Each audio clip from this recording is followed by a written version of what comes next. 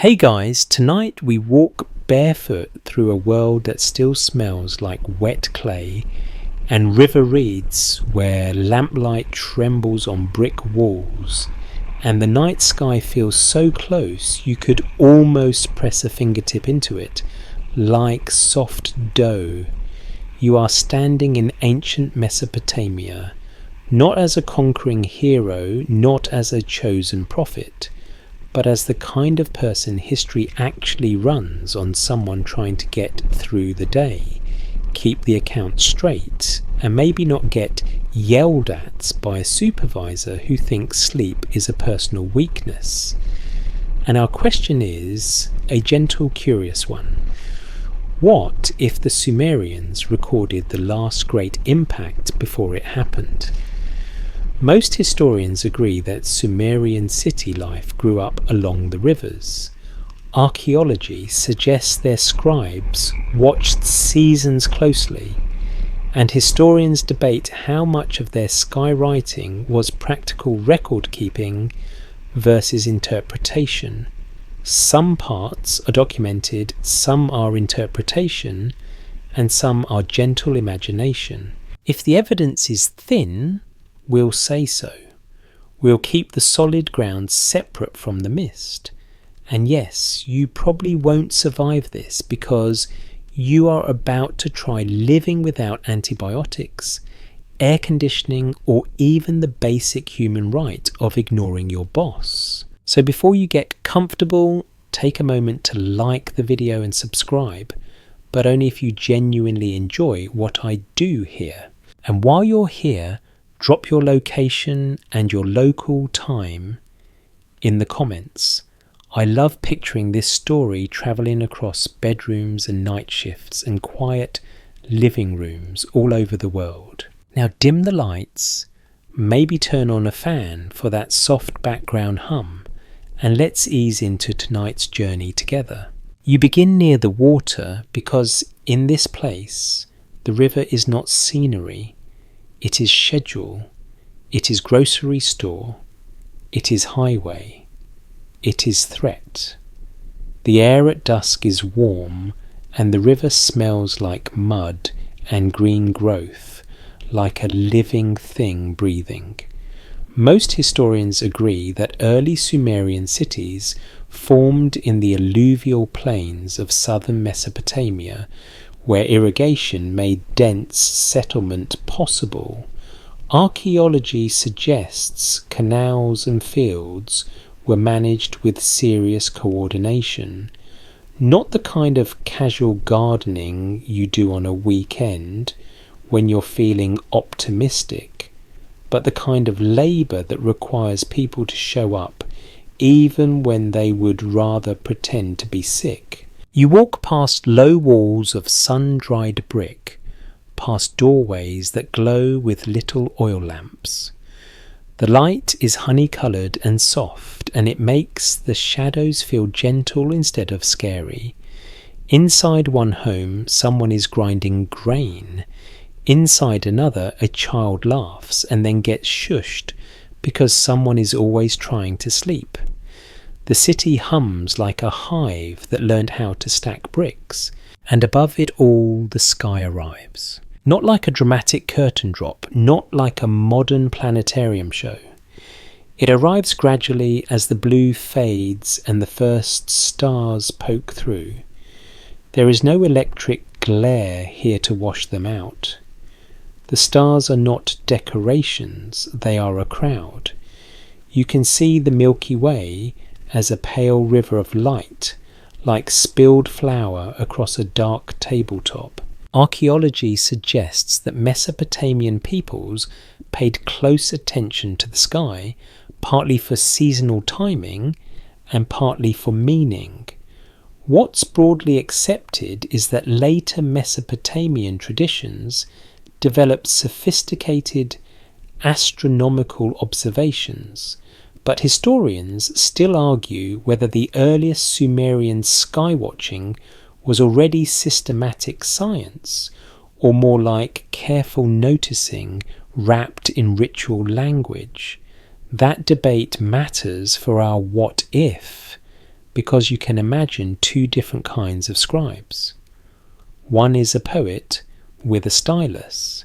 The other is a data collector with a headache. Tonight you are close enough to both. You drift toward the centre of the city, where buildings grow taller, walls thicker, footsteps louder on packed earth.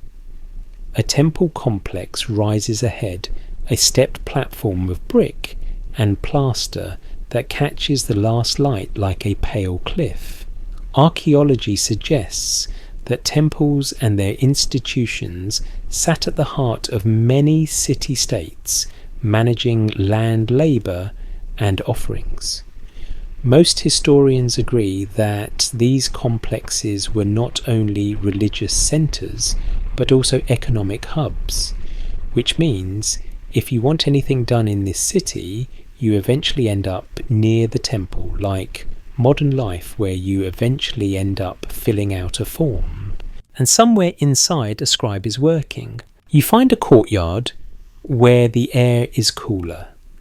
There's a basin of water that reflects the stars, turning the sky into a mirror you can almost hold. A faint smell of smoke drifts from a brazier. Someone has baked bread nearby, and the scent floats across the courtyard like a comfort spell. You can hear a reed flute in the distance, soft and wandering, like it's trying not to wake anyone. In one corner, under a small lamp, you see the tools of writing. A lump of clay, moist and ready, a reed stylus cut at an angle, a flat board to rest the tablet. The setup looks simple, almost too simple for the job it's about to do. Most historians agree that cuneiform began as a system for administration, marking goods rations and transactions. Archaeology suggests that early writing was deeply connected to temple economies. In plain terms, writing starts because somebody needs to know who owes what to whom, and somebody else is tired of hearing the excuses. You watch the scribe press the stylus into clay. Tiny wedge shapes appear neat and consistent. It's oddly calming, like watching someone rake sand in a garden. The sound is small, a soft tap and slide. Tap, slide, tap, slide. It's the sound of memory becoming physical. Here's your first anchored step on solid ground. Sumerian scribes really did record the world in clay, and those tablets really did last, sometimes by accident, sometimes by fire, sometimes by being buried and forgotten. That much is broadly accepted. Now we move gently into interpretation. One interpretation is that once you have a writing system, you can write anything that matters to you. Not just barley counts, but names, prayers, stories and observations. A careful reading might suggest that a culture invested in cycles, seasons and omens would also keep an eye on the sky.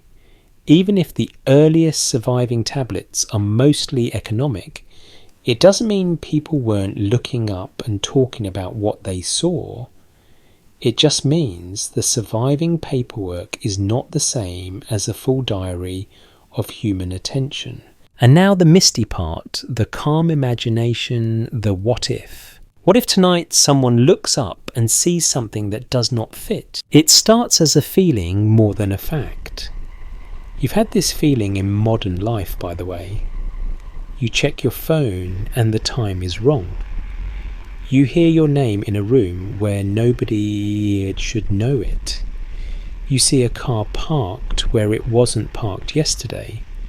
Your brain does a tiny double take. The sky can do that too. The scribe pauses. His head tilts slightly like he's listening. His teacher, older, tired, and clearly on his last ounce of patience, follows his gaze. They look toward the eastern sky where a familiar pattern of stars should be settling into place. At first you see nothing strange. Then you notice a pinprick that feels too bright, or maybe just too insistent. It isn't flashing like a modern airplane. There are no airplanes. It doesn't move quickly like a meteor. It just sits there low and steady, a small bright grain. To be clear, this is debated. Historians still argue whether ancient people would have recognized a slow-moving celestial object as distinct from a star without long-term records. But it's possible that careful watchers could notice changes over nights, especially in a sky as clear as this one. That's a possibility, not a certainty. The older teacher murmurs something, not a scientific term, not a modern explanation, but a phrase that carries weight. Something like the sky is speaking, or the gods are moving, or the sign is placed. Most historians agree that Mesopotamian cultures developed elaborate traditions of interpreting celestial phenomena as omens, particularly in later periods. The evidence we do have points to a worldview where the heavens and the city were connected by meaning. A more cautious explanation could be that these interpretations were also tools of governance, helping leaders decide when to act, when to delay, when to calm the crowd. But you do not need to choose one or the other tonight. You are simply watching the moment when attention sharpens. The younger scribe looks down at the clay again. He is torn between duty and curiosity, between the comfort of routine and the itch of the unknown. He presses a few more wedges. Then he hesitates. And here in our imagined lane, he does something small but strange. He starts a new line. Not a barley count, not a goat tally, a note, a description, a detail. The night is clear. The river wind is soft. A bright point sits where it should not. If we treat it as a possibility rather than a conclusion, this is how a warning could begin. Not as a dramatic prophecy, not as a screaming headline, but as a quiet line on a clay tablet written by someone whose job is to notice. You're standing close enough to hear the stylus bite into clay again. Tap, slide, tap, slide. The sound becomes a motif like a heartbeat. It is the city's memory learning how to hold its breath. Behind you, the courtyard is still calm. Somewhere someone laughs. Somewhere a baby fusses. Somewhere a dog shakes off dust and curls up. Life continues because life is extremely rude like that. But the scribe's eyes keep flicking up to the sky.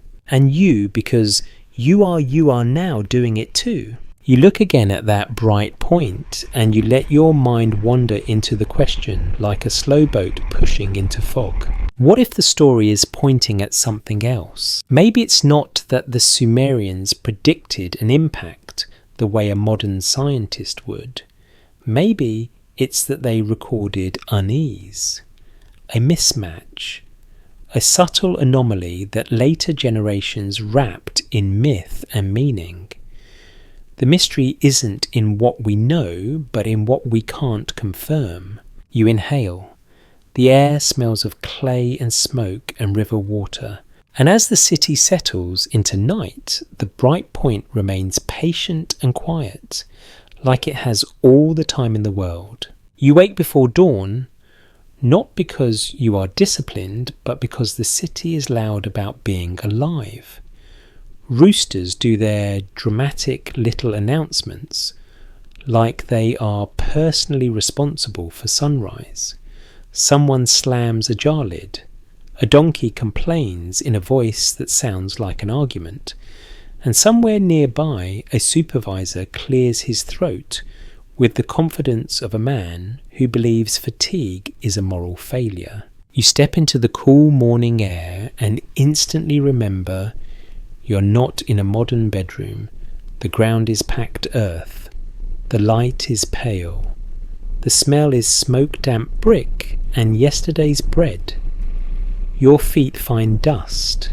Your stomach makes a note that breakfast is a rumour.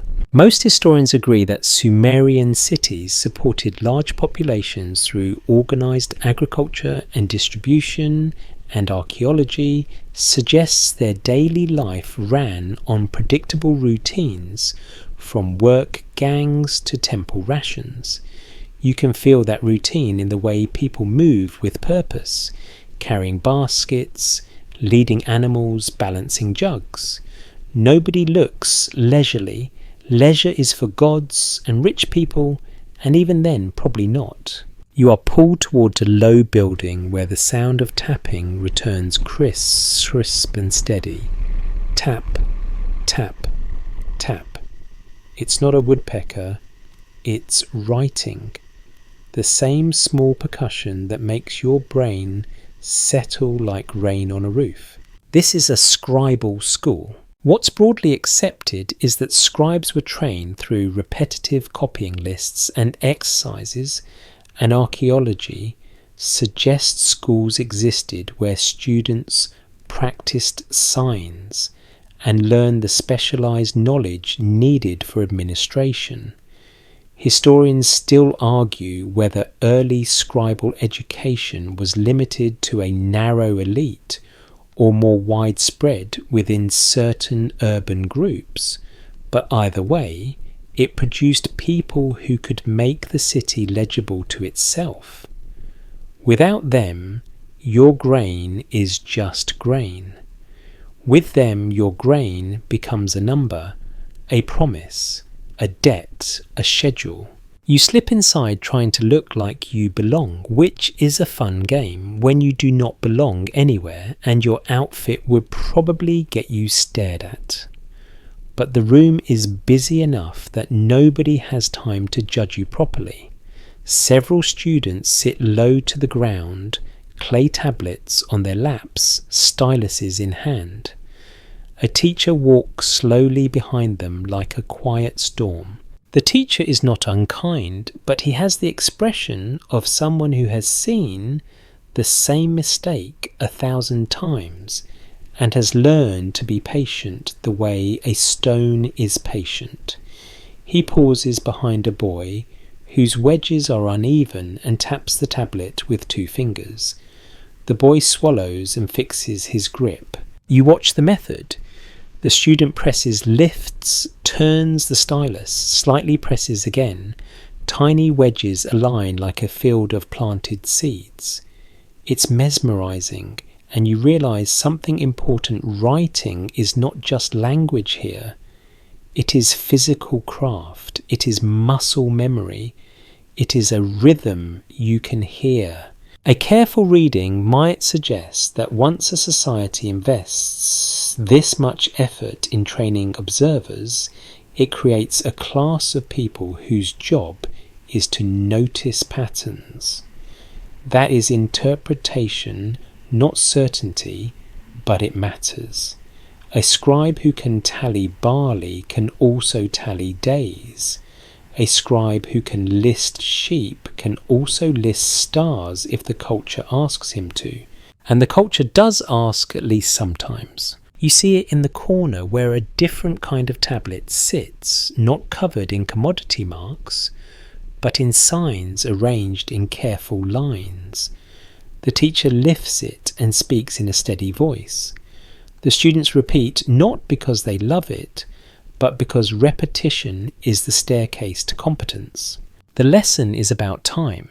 Most historians agree that Mesopotamian peoples developed calendar systems to track months and seasons, and archaeology suggests timekeeping mattered for agriculture, festivals, and administration. The evidence we do have points to a world where the year is not abstract, but a set of obligations tied to water and work. When to open canals, when to plant, when to harvest, when to hold a ritual, when to pay a worker, when to pretend you forgot you owed something. One interpretation is that the sky becomes a tool because it is reliable. The sun rises, the moon cycles, certain stars appear at certain times. You do not need a clock if you have a horizon and attention. Still, historians still argue whether the earliest Sumerian skywatching was formal astronomy or more casual observation that later grew into something more systematic. Let me rephrase that more carefully, because it's easy to overstate. We are not proving anything tonight. We're following clues. The documented ground is that later Mesopotamian traditions were deeply astronomical. The interpreted ground is that earlier roots might be present in the habits of timekeeping and observation. The imagined ground is what it feels like to be there when a habit becomes a record. The teacher calls for a break. Students stretch their hands, shaking off cramps. One boy rubs his wrist and makes a face like he's about to sue his education system. Another reaches for a jug of water.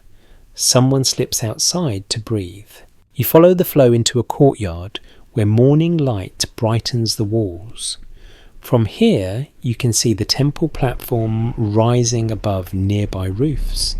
Its upper levels catch the sun early like a stage. A student stands beside you, older than most, with the quick eyes of someone who has learned how to seem invisible. He watches the temple, then the sky. You do the same because you are now haunted by a question that has no reason to be haunting you. The sky is pale blue, clean, empty except for a few lingering stars fading like tired embers. And yet you find yourself looking for a certain bright point. A fringe idea proposes that ancient observers could have noticed slow-moving objects over multiple nights and recorded them in omen language. This theory isn't widely accepted, but if we treat it as a possibility rather than a conclusion, it gives our story a shape that feels plausible enough to explore. Not a modern prediction, not a cosmic spreadsheet, but a pattern noticed by people trained in repetition. The older student speaks softly, like he doesn't want the walls to overhear. He says there was talk last night. A teacher climbed up to a roof. Someone pointed. Someone muttered that the heavens were unsettled. A popular rumour claims that when the sky changes, the city changes with it. That rumour is not evidence, but it is a real social force. You have lived in a world with rumours too. Your office has them. Your neighbourhood has them. Your family group chat definitely has them. Rumours turn uncertainty into story, and story spreads fast. You walk with the student as he heads back inside. The room is already filling with the sound of styluses again. Tap, slide, tap, slide. The teacher resumes the day's work, but there is a subtle change, and you feel it in the way eyes flick up more often, in the way the teacher pauses between instructions as if he is listening to something distant.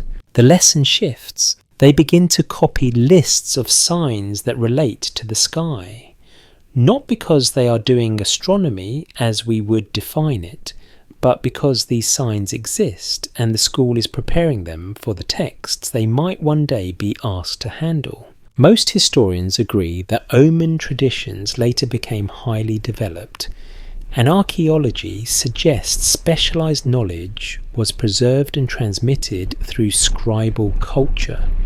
The evidence we do have points to continuity over centuries, but historians still argue whether that continuity reflects direct Sumerian origins or later elaboration. That's a possibility, not a certainty. The teacher holds up a tablet and speaks a phrase that makes the room go quiet. It is the kind of line that feels older than anyone present. If the moon is ringed, the land may shiver. If a star appears where it should not, the king should listen. Are these lines word for word what a Sumerian teacher would say? We cannot confirm that. To be clear, this is debated. But the mood is plausible, a culture that links the heavens to human affairs, and a class of trained writers who preserve the language of those links. The students copy. Their wedges are small and careful. Their faces are serious. Their hands move with practiced focus. You watch a boy pause, look up, and then press his stylus down harder, as if intensity could make the clay tell the truth faster. 3 light jokes for your sleepy brain because you need them. First, you realise the ancient version of autocorrect is just your teacher sighing loudly. Second, the ancient version of a coffee break is water and quiet despair.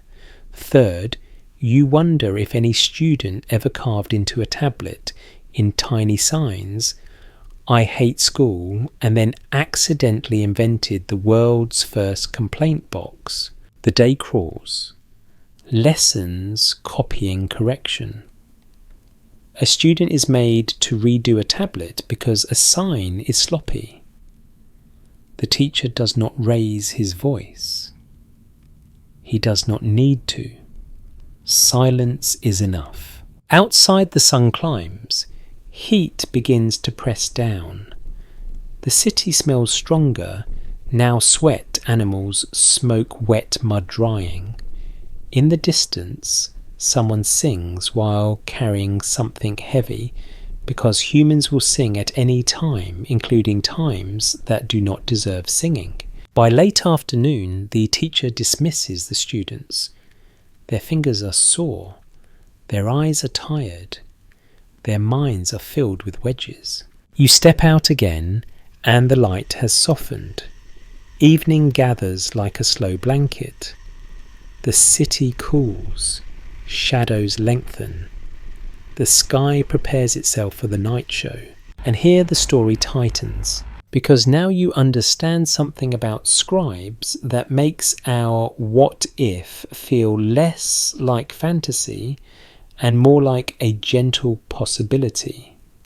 They are trained to copy, yes, but copying is also a form of preservation. The act of writing turns a fleeting moment into an object. The tablet does not care how long you live. It will outlast your complaints. If something unusual appeared in the sky, a scribe could write it down in the only way his culture taught him to handle uncertainty, as an observation, a pattern, an omen, a note for officials. You walk toward the river as the first stars appear. The air smells like cooling earth. Crickets begin their small music. You look up, and in the early dark, low on the horizon, a bright point returns. Patient, quiet. A speck that feels slightly wrong, not because it is loud, but because it is steady. The teacher from the school is on a rooftop nearby, silhouetted against the sky. Another figure stands with him, perhaps a temple official, perhaps simply a curious friend. They point. They talk in low voices. Historians still argue whether ancient sky records can be connected to specific natural events, and that uncertainty is part of the story's charm. The mystery isn't in what we know, but in what we can't confirm. You stand there listening to the river and the distant tapping of a stylus somewhere, and you let the questions settle in you like silt in calm water. What if a warning begins as homework? Night arrives with a softer edge now, like the city has learned how to exhale. The heat loosens its grip. The streets quiet down into small pockets of conversation and occasional laughter.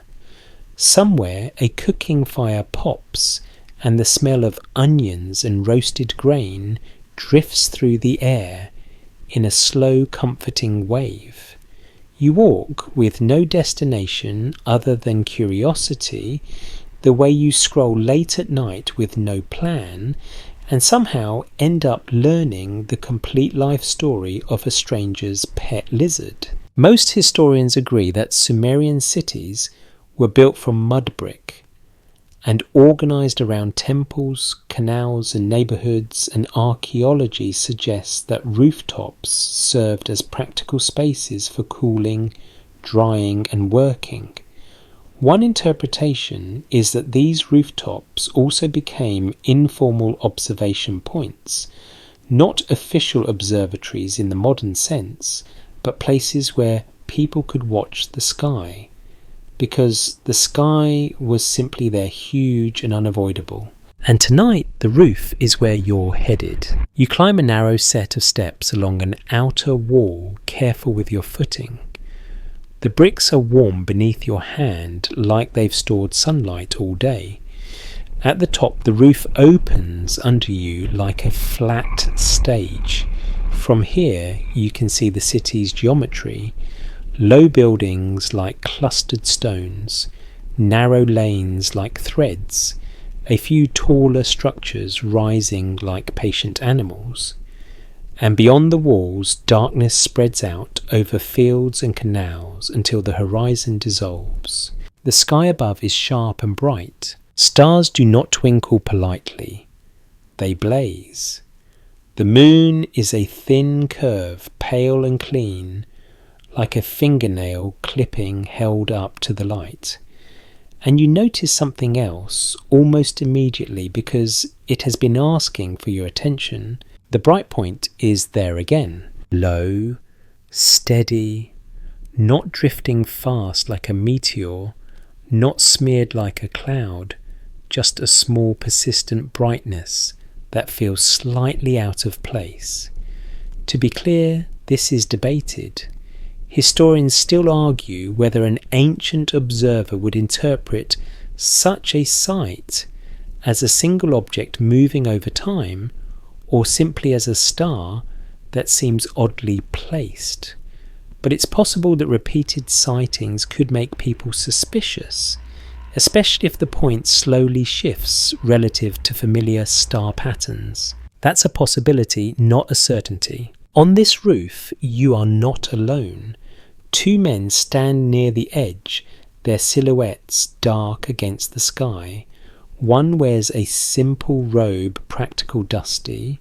The other has the posture of someone used to being listened to, which is a posture you can spot in any century. A temple official maybe, or a senior scribe, or just the kind of neighbour who speaks like he owns the street. They talk in a low tone and you catch fragments. The language is not yours, but the emotion is universal. Concern, curiosity. The cautious attempt to sound calm while the mind runs ahead. A more cautious explanation could be that most sky talk in a city like this would fold into omen language, because that's the cultural tool available.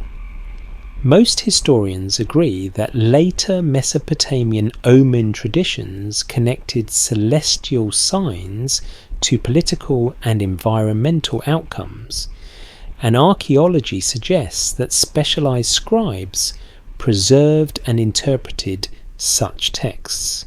Still, historians still argue whether early Sumerian practice was already formalized, or whether later traditions retroactively organized older, looser habits of interpretation.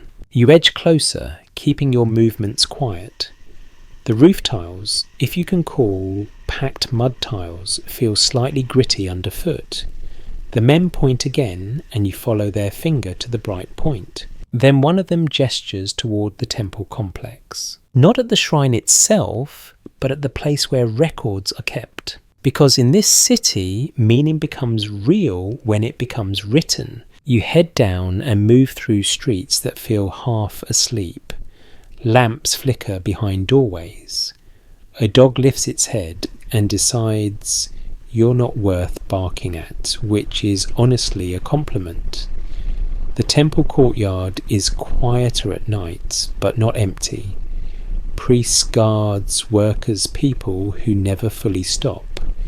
The air smells like incense, old plaster, and the faint tang of animal pens. A scribe meets you near a storage room as if your arrival was expected, or at least not unusual. He carries a clay tablet in both hands, like it is fragile, even though it's literally mud. His face is serious in that calm, administrative way that says, I'm about to turn the universe into a list. Inside the room, shelves line the walls. Tablets sit stacked like loaves of bread, some sealed in clay envelopes, some tagged, some worn smooth. What's broadly accepted is that temples and palaces maintained archives of administrative records, and archaeology suggests these archives could become huge accidental libraries of daily life. One interpretation is that when unusual events occurred, scribes might record them alongside routine matters, because the archive was where the city stored its memory. The scribe sets a fresh lump of clay on a board and smooths it with practiced hands. He does not rush. He does not dramatize. He simply begins as if writing about the sky is as normal as writing about barley. Tap, slide, tap, slide. The sound is small and steady, the kind of sound you could fall asleep to if you didn't know it might be a warning. He writes a line about the night, about visibility, about the position of the bright point. He writes with careful phrasing, not claiming certainty, not declaring doom, just placing the observation into the only framework available. One interpretation is that this is how omen language stays, monetization safe, even in real life. It is conditional. It does not say this will happen. It says if this sign appears, then watch carefully. It is suggestive, not conclusive. A fringe idea proposes that some omen statements could preserve echoes of real, astronomical, or environmental events distilled through cultural language. This theory isn't widely accepted, but it remains an intriguing possibility, especially when you remember that ancient observers did not separate science and meaning the way modern people try to. The scribe pauses and looks up at the official standing nearby. The official nods, and the scribe continues. He adds a note that the sign was seen more than once on multiple nights. That is a key detail because repetition turns anomaly into pattern. You feel the city around you quiet but alive. Outside the archive room, an owl calls. Somewhere farther off, a baby cries and then settles. The river murmurs. The official speaks quietly, and you catch the tone. It is not panic, it is planning. Most historians agree that temples were deeply involved in administration and decision-making, and archaeology suggests officials used records to manage labour and resources. A careful reading might suggest that omen talk could trigger practical responses like checking storehouses, adjusting work schedules, preparing offerings, or sending messengers. Let me rephrase that more carefully. We are not saying they saw a comet and accurately forecasted an impact. That would be an extraordinary claim, and if the evidence is thin, we'll say so. What we can explore is the softer possibility that an unusual sky event might be recorded, interpreted within omen tradition, and treated as a reason to pay attention, to prepare, to watch for disruptions. And preparation in a city can look like many things. It can look like officials checking dikes. It can look like priests increasing rituals. It can look like leaders asking questions they wouldn't normally ask. It can look like a scribe making sure the tablet is stored safely. The scribe finishes, sets the tablet aside, and begins to make a clay envelope, pressing the tablet inside, like sealing a letter to the future. He rolls a cylinder seal across the wet surface, leaving a repeating image, a little scene of authority stamped into clay like a signature. 3 light jokes, because your sleepy brain deserves them. First, the ancient version of Save As is literally putting your document inside an envelope of mud. Second, the ancient version of cloud storage is a shelf in a room that smells like incense and nervousness. Third, the ancient version of two-factor authentication is a seal that says, if you open this without permission, you will be cursed by paperwork. They place the envelope on a shelf among many others. It disappears into the archive like a pebble dropped into a deep well. And now you return to the roof, because written words alone are not enough. You need the sky again, the source of the sign. You climb to a rooftop overlooking the temple where the air is cooler and the stars feel closer. The city is a dark map below. The river is a soft ribbon of shadow. You look up. The bright point remains. But now you notice something subtle. It is not exactly in the same spot it was the night before. It has shifted almost imperceptibly, like a slow traveller crossing a vast plain. You cannot be sure. Your eyes could be fooled. But the watchers on the roof murmur, pointing at familiar star patterns to compare. Historians still argue whether ancient observers tracked such shifts with precision in the earliest periods, and there's no full consensus. Still, it's possible that even rough comparisons could suggest motion over time. Motion is what separates a wandering object from a fixed star.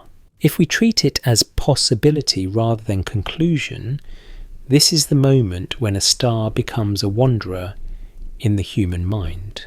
And that matters because the mind reacts differently to wanderers. A fixed star is part of the background. A wanderer is a message. You stand quietly, letting the roof's coolness seep into you. The wind carries the smell of water and reeds. The city's noises fade until all you hear is your own breathing and the distant bark of a dog that has decided it has opinions. You do not know what that bright point is. Neither do they, not in the way modern science would demand. But you can feel the shift in the air, the way attention gathers like a storm forming far out over the plain. Some parts are documented, some are interpretation, and some are gentle imagination. And in that gentle imagination, you feel the city beginning to write itself a question it will not be able to answer for a long, long time. The next day, you find yourself thinking like an accountant of the heavens, which is not a career path you planned, but here you are. You wake with the taste of dust in your mouth and a faint stiffness in your shoulders from sleeping like a folded piece of laundry. Outside, the city is already moving. Footsteps, calls, the clink of pottery. Somewhere a goat makes a sound that is half complaint, half philosophy. You rinse your face with cool water and step into the morning light, and your eyes immediately do what they have been trained to do by curiosity. They flick up. The sky is blank, bright, ordinary, and yet the feeling remains like a song stuck in your head.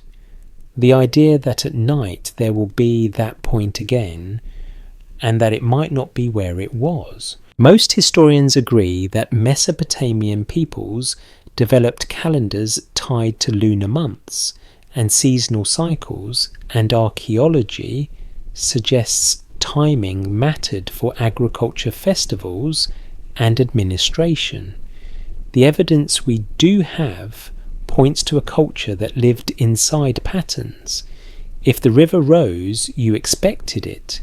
If the moon waxed, you expected it. If Venus appeared, you expected it. Expectation is comfort. Expectation is survival. So anything that breaks expectation feels loud, even if it is visually tiny. You walk towards the temple district again because that is where the city's pattern thinking lives. On the way, you pass a market area where people barter and argue and laugh. A woman holds up a fish and shakes her head like she's negotiating with the universe. A man carries reeds on his shoulder, stepping carefully through a narrow lane. Children chase each other, then freeze when an older person glances their way. The city is normal, which is almost annoying because your brain wants drama. Inside the temple courtyard, you find a small group of scribes and assistants gathered around a tablet that has been placed on a low table. They are not in a rush. They are in that cautious, deliberate mode people use when they are dealing with something they do not fully understand. The older scribe points at a line of signs and speaks quietly. What's broadly accepted is that Mesopotamian record-keeping often involved copying and cross-referencing, and archaeology suggests scribes produced multiple versions of texts through scribal practice. One interpretation is that if an unusual sky event was noted, it might be copied for different officials or preserved in multiple locations, because information is power and power likes backups. The older scribe gestures to the younger one to bring out another tablet. They compare the lines sign by sign as if checking a ledger. One tablet describes the bright point's position in relation to a known star grouping. The other tablet uses a different reference, perhaps a different watcher on a different roof. To be clear, this is debated. Historians still argue whether early Sumerian observers use consistent star reference frameworks the way later astronomers did. But it's possible that practical referencing existed even without full formal astronomy. People can say it was near that cluster or above that corner of the wall or beside the bright one that always shows up in this season. You do not need modern precision to notice change. A careful reading might suggest that what matters is the habit of comparing, and comparison is how prediction is born, even if it is not perfect. You follow them out of the courtyard and down a street that leads toward the riverside. The air carries a damp smell, and the sound of water grows louder. Along the way, you see workers clearing debris from a canal. They dig with simple tools, their movements practiced and tired. Most historians agree that irrigation systems required constant maintenance, and archaeology suggests canals were essential for agriculture and urban life. The official with the authoritative posture stops to watch the work for a moment. His eyes narrow, thoughtful. A more cautious explanation could be that officials hearing omen talk might respond by checking infrastructure, because floods and failures are real threats in this landscape. That is a practical move, not magical thinking. But it can look like magical thinking from the outside because the language around it is ritual and omen, not engineering. He speaks to a worker asking about the water level, the canal walls, the condition of a dike. The worker answers quickly, perhaps too quickly in the way people answer when authority is asking questions. The official nods, then walks on. You realise that even if the sky sign never becomes anything, the act of believing it might already shape behaviour. It might prompt repairs, inspections, planning. It might cause people to stock grain, to reinforce walls, to schedule labour differently. And if something does happen later, the story will remember the omen more than the maintenance. Historians still argue whether myth and omen texts preserve real events or simply reflect social anxieties. And there's no full consensus. That's a possibility, not a certainty. By afternoon, the heat becomes heavy again. The city's pace slows slightly. People work in shorter bursts, then pause in shade. You find a cool corner near a wall where you can sit and watch. A small lizard darts across a stone and vanishes, which feels like a metaphor for everything that matters. A temple assistant passes, carrying a basket of small objects that clink together. He stops near a doorway and sets them down. You lean closer and see they are small clay cones, tokens, and beads. What's broadly accepted is that early accounting systems used tokens and marks before full writing developed, and archaeology suggests these objects played roles in tracking goods. It hits you gently. This culture has been tracking the world for a long time in whatever tools it had. Tokens, marks, tablets, lists, tallies. So why not tallies of the sky? One interpretation is that when you have a system for recording cycles, you are already halfway to recording anomalies. You just need a reason. As evening approaches, the mood shifts again. You see people carrying small offerings toward the temple, not a dramatic procession, just the ordinary flow of ritual life. Most historians agree that religious offerings were central to Mesopotamian practice, and archaeology suggests temple rituals structured the calendar. A fringe idea proposes that increased ritual activity could sometimes be linked to perceived celestial warnings, a kind of social pressure valve. This theory isn't widely accepted, but it fits the logic of a society that sees the heavens and the city as connected. The sun sets and the air cools. You return to a rooftop because the roof has become your place of quiet. The bricks under your hand are still warm. The city below becomes a field of scattered lamplight. The stars emerge, and there it is again, the bright point. But now your eyes are trained. You do not just stare, you compare. You look at the nearby stars, at the shapes you have begun to recognize, at the way the bright point sits in relation to them. You do this slowly with a calm mind, because a calm mind notices more. It looks slightly different. Not brighter, not dimmer, but positioned just off from where you would have expected it, based on what you remember. Again, memory is unreliable. Your eyes can trick you, but you are not the only watcher. A man nearby murmurs and points, tracing an invisible line between two stars, then tapping the air where the bright point now sits. Motion. That single idea changes everything.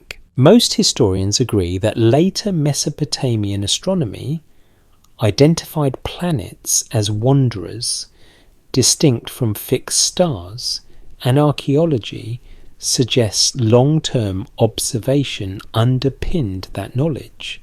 Historians still argue whether this level of recognition was present early in Sumerian times, but it's possible that the seeds of the idea existed as a practical observation long before the full system matured. Let me rephrase that more carefully.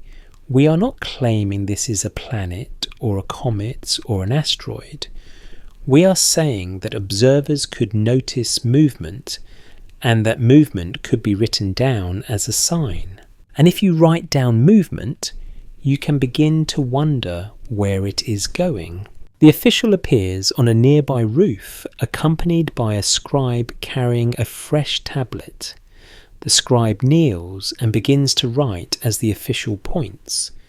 Tap, slide, tap, slide. The sound is steady, almost soothing, like a lullaby made of administration. The official speaks in short phrases, describing position, time, brightness, and the conditions of the sky. The scribe writes, "This is not poetry. This is documentation of a sort, though it is filtered through the cultural language of signs and meaning." And then the official says something that makes everyone quiet. He suggests gently that if the wanderer continues its path, it may cross a certain region of the sky. He does not say it will strike the earth. That would be too much. But he implies the path matters. A careful reading might suggest that this is the earliest form of prediction, not forecasting a catastrophe, but anticipating a future position based on observed motion. The mystery isn't in what we know, but in what we can't confirm. A popular rumour claims that a wanderer crossing certain stars signals trouble for kings. Another rumour claims it signals floods. Another claims it signals disease. Rumours multiply because uncertainty breeds stories, the way heat breeds flies. You breathe in the cool night air and let the city's murmurs fade. The bright point holds steady, and you feel your mind doing what human minds do, connecting dots, drawing lines, imagining outcomes. Some parts are documented, some are interpretation, and some are gentle imagination. And tonight, the gentle imagination asks a new question, quieter but sharper. What if the Sumerians did not predict the impact itself, but predicted the need to watch? Morning brings wind, which immediately makes the whole city feel awake and slightly irritated. Dust lifts from the streets and swirls into your face, like the environment is filing a complaint. Doors creak open, someone coughs, someone laughs at nothing in particular, somewhere a pot falls, and everyone reacts like that sound is the most dramatic event of the week. You step out and notice the air tastes different. Cooler, sharper, with that faint scent of river water mixed with dry earth. The sky is pale and clean, and it looks so ordinary that last night's bright point feels like something your brain invented to entertain itself. And yet the city is acting like it remembers. Not openly, not with panic. With small changes, a guard lingers longer at a gate. A temple runner moves with more urgency than usual. A few people glance upward more often, then pretend they weren't. Most historians agree that in tightly organised cities, information spreads through informal networks as much as official channels, and archaeology suggests temples and palaces were hubs where messages moved quickly. One interpretation is that even a subtle omen discussion could ripple outward, changing behaviour in ways that are hard to trace in the material record. You follow the flow toward the temple complex again, because that's where the day's serious faces collect. In a shaded corridor you see workers carrying sacks into a storehouse. Grain probably, or flour. The sacks thump softly as they are stacked.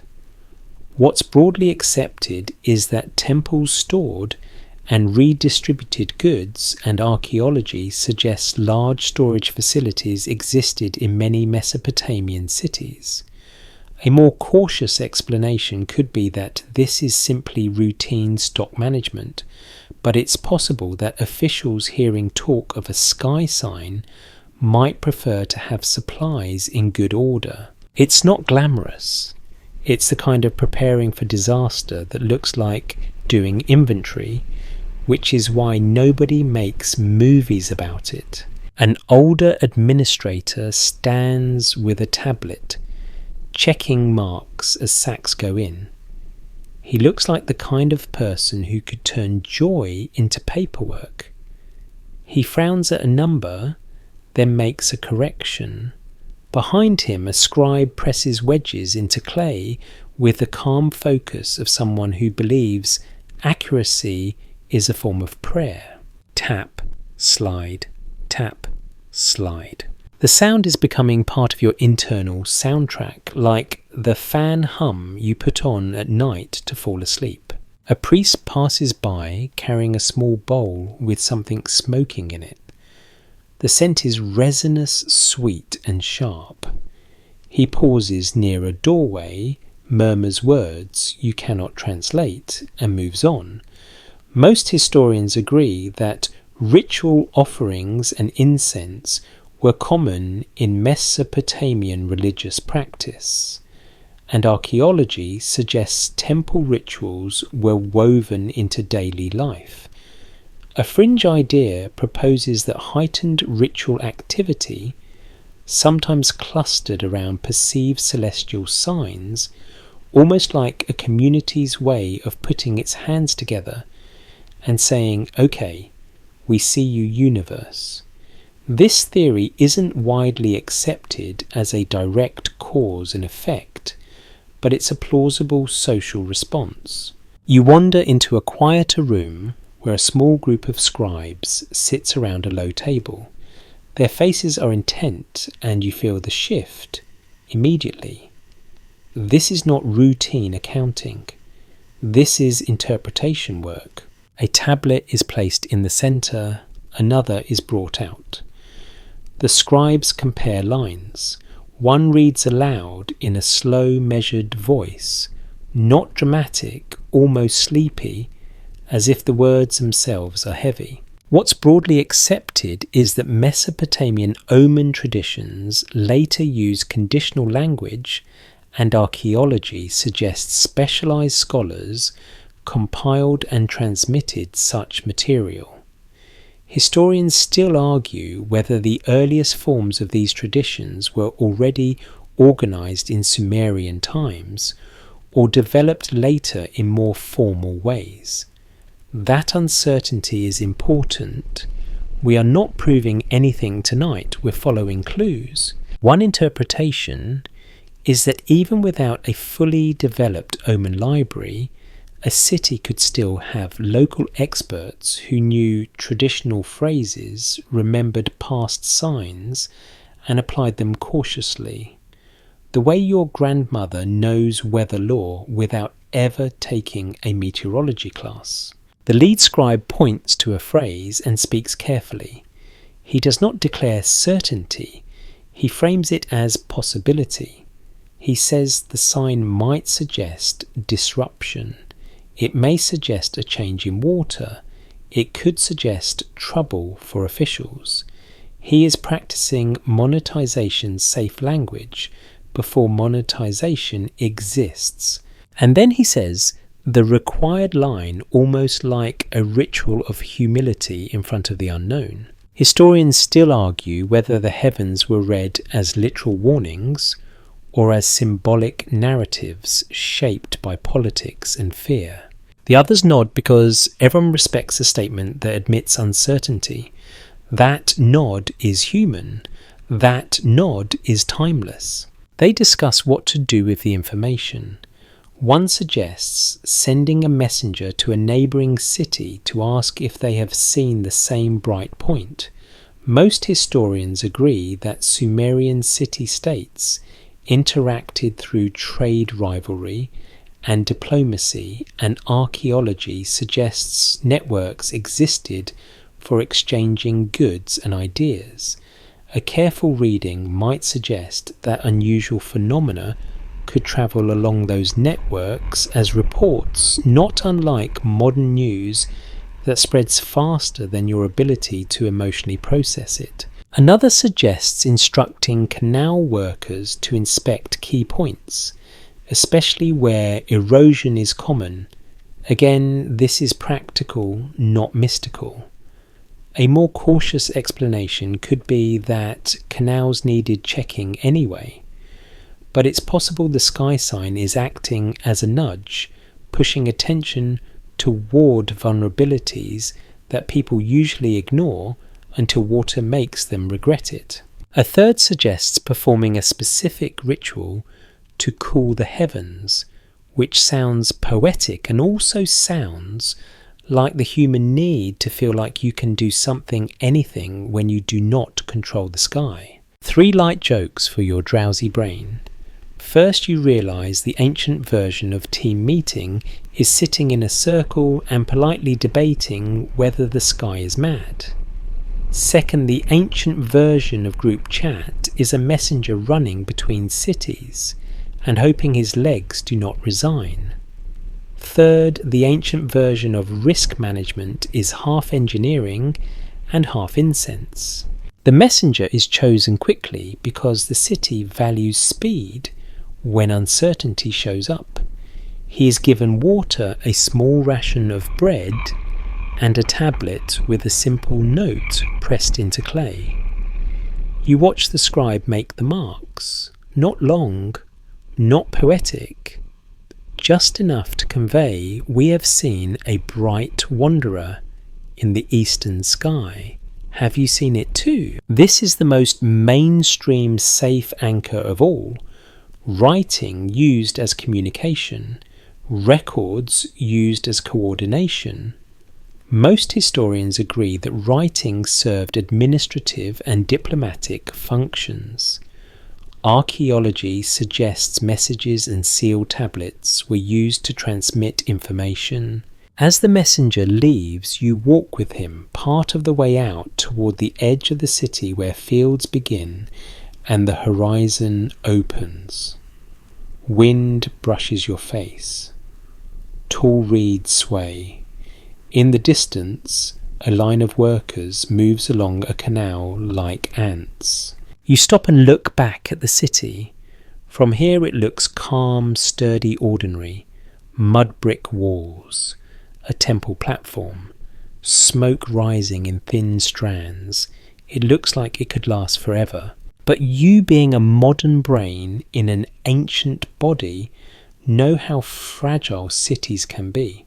Floods, droughts, wars, disease. A single broken canal wall can become a slow catastrophe. So can a single event in the sky if that event is large enough. To be clear, the impact in our title is a huge claim. We cannot tie a specific ancient report to a specific known impact event without strong evidence, and if the evidence is thin, we'll say so gently. The cinematic what if is not that they had modern science, but that they had attention and they preserved that attention in clay. Evening comes again and you return to the roof because now the sky feels like a conversation you do not want to miss. The air is cooler. The city below is quieter. The stars appear one by one. And yes, there it is, the bright point. But tonight, something new happens. It seems slightly brighter, or perhaps it is simply higher, less blurred by the horizon's haze. Your eyes want to exaggerate it, but you resist. You look for comparison stars. You note its position. A watcher near you murmurs that it appears to have moved again. Not fast, but enough to be noticed. He traces a line with his finger, comparing it to a familiar pattern. If we treat it as a possibility rather than a conclusion, the city is now doing something remarkable. It is building a small time series, a tiny data set across nights, using eyes, memory and clay. Not perfect, not modern, but real. And in that act, the omen becomes something more than a story. It becomes a record of change. You breathe slowly, letting the wind cool your skin. The river's scent rises damp and soothing. In the distance you can hear a faint drum. Maybe a festival preparation. Maybe just someone making noise because silence feels too heavy. The mystery isn't in what we know, but in what we can't confirm. And tonight, as the bright point holds steady and your mind drifts, you feel the city leaning toward a new kind of question. Not, what does it mean? But where will it be next? The city's edge is where the world starts to leak in. In the early morning, you walk past the last tight rows of mud brick homes and feel the space open up. The air changes. Less smoke, more reed scent, more wind. The horizon looks wider, like someone pulled back a curtain.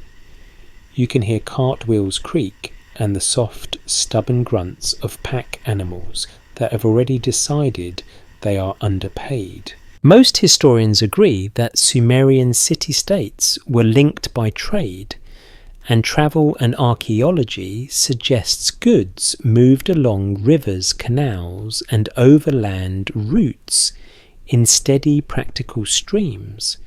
Not glamorous, not exotic, just constant. Barley out, wool out, pottery out. In return, you see materials that do not belong to this flat, muddy landscape. Stone metal hardwoods, and rare blue stones that look like the sky decide to become jewellery. A careful reading might suggest that the same roots that carry copper and lapis also carry something harder to measure: stories, rumours, warnings, the kind of information that moves faster than formal announcements because humans cannot help themselves. And today the road feels busy with talk. Near a simple checkpoint by the gate, a guard watches a small line of travellers. A couple of boats are tied near a canal, their cargo covered in woven mats. A merchant with a neatly trimmed beard argues about a fee like it is a personal insult from the universe. Behind him, a donkey blinks slowly, already practicing the art of pretending not to hear. You stand close enough to catch the words that keep returning in different mouths like a refrain. Bright point, wanderer, sign. Most historians agree that people in Mesopotamian cities lived with a constant mix of practical concerns and symbolic thinking, and archaeology suggests that temples and officials influenced how communities interpreted events. One interpretation is that when something strange appears in the sky, it becomes social currency. It gives people a topic that feels bigger than taxes and aching backs. It also gives them a way to express anxiety without admitting they are anxious. You drift toward a group of river traders loading bundles onto a boat. The bundles are tied tight with rope. The boat smells like wet wood and fish and old river mud.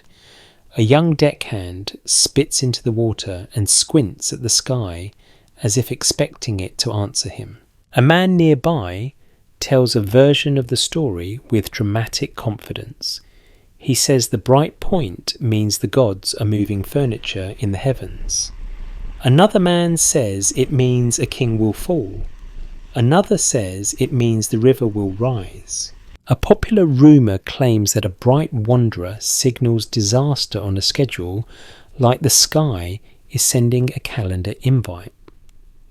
This theory isn't widely accepted in any modern sense, but it is absolutely the kind of rumour people repeat when uncertainty is in the air. The details change every time it is told. The tone stays the same. You listen and you notice something that makes your brain do a quiet click. Even when people speak in omen language, They keep adding observational details. Where it sits, how bright it is, when it appears, whether it moves. Those details are how a rumour becomes a report, even if nobody intends it. A careful reading might suggest that this is how information survives. Not through perfect accuracy, but through repeated attention. A scribe appears at the gate with a small sealed tablet held carefully like it contains fragile meaning.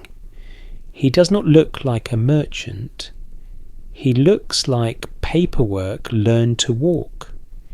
He speaks with the guard, then with a traveller who seems important, maybe a messenger, maybe a merchant captain, trusted to deliver notes between cities. What's broadly accepted is that writing was used to manage goods, and communication and archaeology suggests sealed tablets and official marks could authenticate messages. One interpretation is that unusual observations might be shared along these same channels, especially if officials believe the information could affect planning. The messenger accepts the tablet and tucks it into a pouch. He looks ordinary.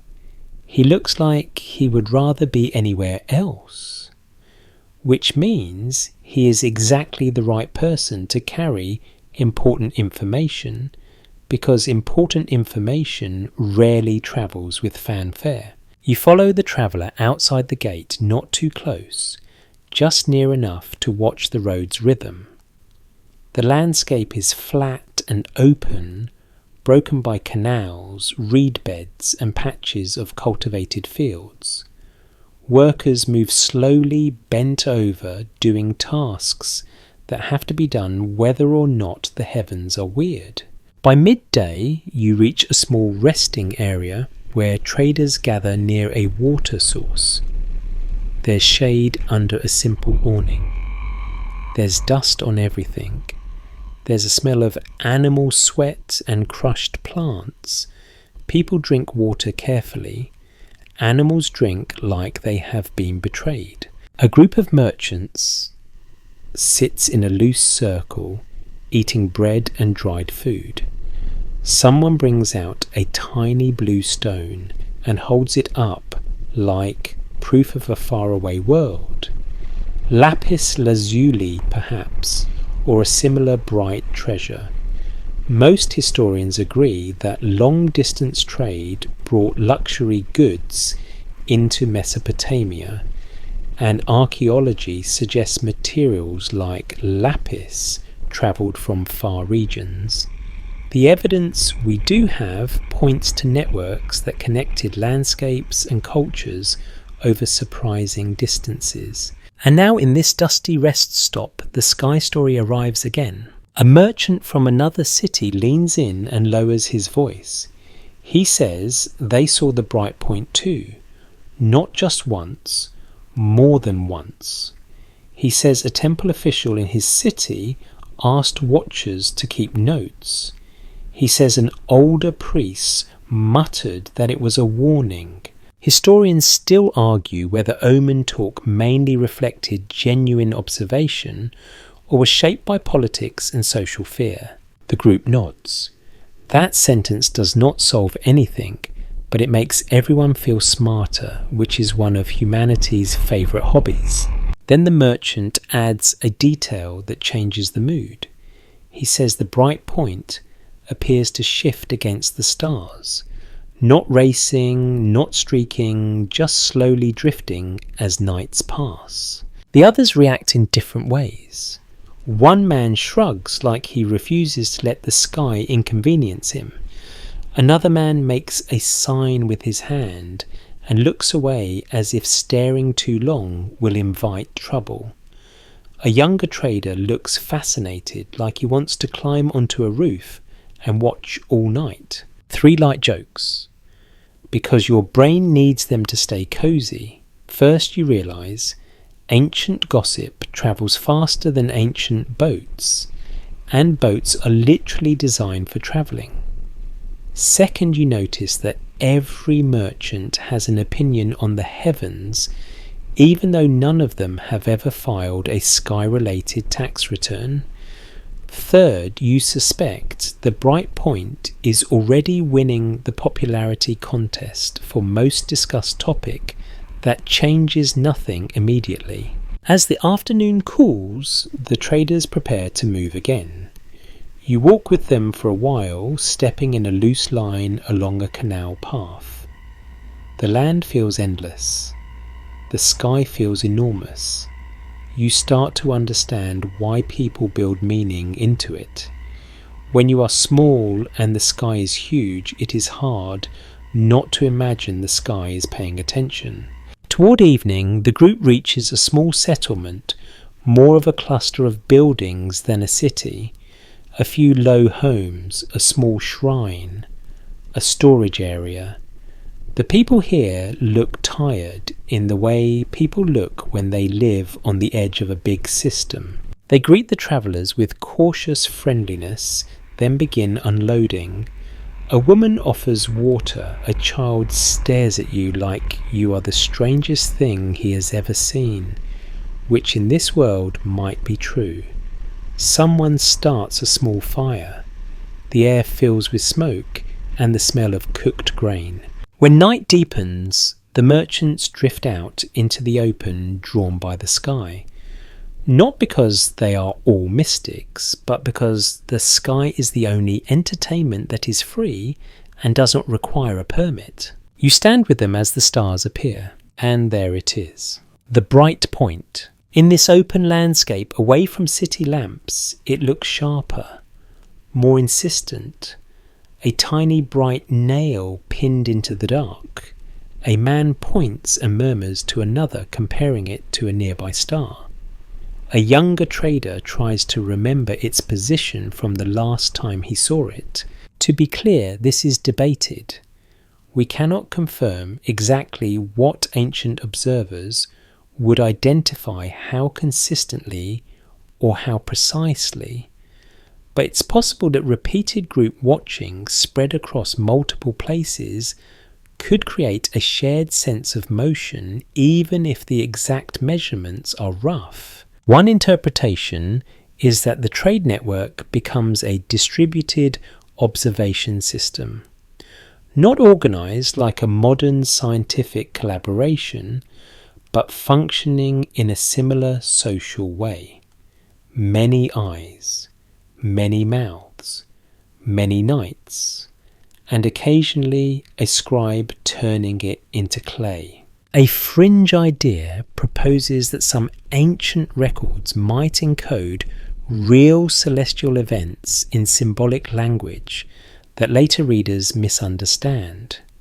This theory isn't widely accepted, but if we treat it as a possibility rather than a conclusion, it adds a quiet thrill to the scene. Not proof, not certainty, just the idea that a culture's rumour could carry a seed of truth. You watch the bright point in silence for a while. The wind brushes your face. The fire crackles behind you. Someone yawns. Someone whispers a prayer. Someone jokes that if the gods want attention, they should at least pay the travel fee. In the distance, a boat's bell rings softly on the river, a sound that feels like time itself, small and regular. You realise that the sky story is no longer trapped inside one city. It is walking, sailing, riding. It is being repeated in different accents, shaped by different fears, smoothed by different hopes. And in that quiet, spreading the what if becomes less about a single prediction and more about a network of human attention stretched across the plains, watching the same small bright point and wondering in their own careful ways where it might go next. By the time you return toward a larger city, the land feels like it has taught you a rhythm. Walk, rest, drink, walk, watch the water, watch the horizon, Try not to think about how your sandals are basically a fashion statement made of regret. The road follows canals and levees, and every so often you pass a place where the earth is scarred by old water damage, a collapsed bank, a patch of salty crust where crops struggled, a shallow ditch where someone tried to redirect flow and the river laughed at the attempt. Most historians agree that floods shaped life in southern Mesopotamia, and archaeology suggests that shifts in water management could affect settlement patterns and survival. What's broadly accepted is that flood events happened repeatedly in different places at different scales. One interpretation is that flood memory became cultural glue, turning lived experience into stories that outlasted the specific event. And in our calm what-if mood, you can feel how a strange sky sign might get filed in the same mental drawer as flood warnings. Not the same thing, but the same category of fear. When you reach the city gate, the walls look taller than you remember. The gate guards look tired in the way people look when their job involves standing and pretending they control what comes through. A merchant argues with a clerk about a fee. A donkey makes an offended noise. Life is normal. And then you hear it again. That low, careful talk. People mention the bright wanderer, the way people mention a storm on the horizon, not screaming, not celebrating, just acknowledging. Like it's rude to ignore something that might matter. Inside the city, you pass a small group gathered around a storyteller near a market stall. He is not an official. He is a man with a voice and a talent for making people lean closer. He speaks about the river, about old floods, about times when water rose fast and people had to climb to roofs. The crowd listens with that familiar human fascination for disasters that happened to someone else. Most historians agree that mythic storytelling was part of Mesopotamian culture, and archaeology suggests written literature later preserved versions of flood narratives and heroic tales. Historians still argue whether these flood stories reflect specific historical floods, accumulated memory of many floods, or symbolic storytelling. That debate is essential because it reminds you how slippery the bridge is between event and narrative. The storyteller lowers his voice and adds a new piece. He says the gods sometimes send warnings before water comes, not always in dreams but in the sky, a star that does not belong, a wanderer that glows too bright. The crowd murmurs, some nodding, some scoffing. A popular rumour claims that the heavens warn the land the way thunder warns the village. This rumour is not evidence, but it is a real cultural habit linking sky and earth sign and consequence. You keep walking, drawn toward the temple district like a moth with administrative tendencies. The temple platform rises ahead, pale and steady. The courtyard is busy. Offerings arrive. Workers move baskets. Priests speak quietly. Scribes walk with tablets held close. You find a scribe in a shaded corner working not on grain counts, but on a longer text lines arranged with care. You cannot read it, but you recognize the seriousness in his posture. He pauses to adjust the tablet, smoothing a corner, then resumes pressing wedges. Tap, slide, tap, slide. You ask as casually as you can what he is writing. He glances up, eyes cautious. He does not answer directly. He gestures toward another room, then returns to his work. That gesture is enough to tell you something is happening behind walls. Inside a small side chamber, officials meet in a quiet cluster. They are not shouting. They are not panicking. They speak like people who want to sound rational while dealing with something that refuses to be neatly categorized. Most historians agree that Sumerian city-states were governed through complex institutions involving kings, temple authorities, and administrators, and archaeology suggests record-keeping supported governance. One interpretation is that omen language could serve as a cautious political tool. If you speak in signs, you can recommend action without accusing anyone of incompetence. You can suggest preparation without admitting fear. One of the officials holds a tablet and reads lines aloud slowly. The lines describe the bright point, its position, its repeated appearance. He then reads a traditional conditional phrase, something like, "If a star appears where it should not, the land may face upheaval." Let me rephrase that more carefully. We are not saying these exact words survive from early Sumer. That's a possibility, not a certainty. But the pattern is plausible. Conditional language, recorded observation, interpretation layered on top.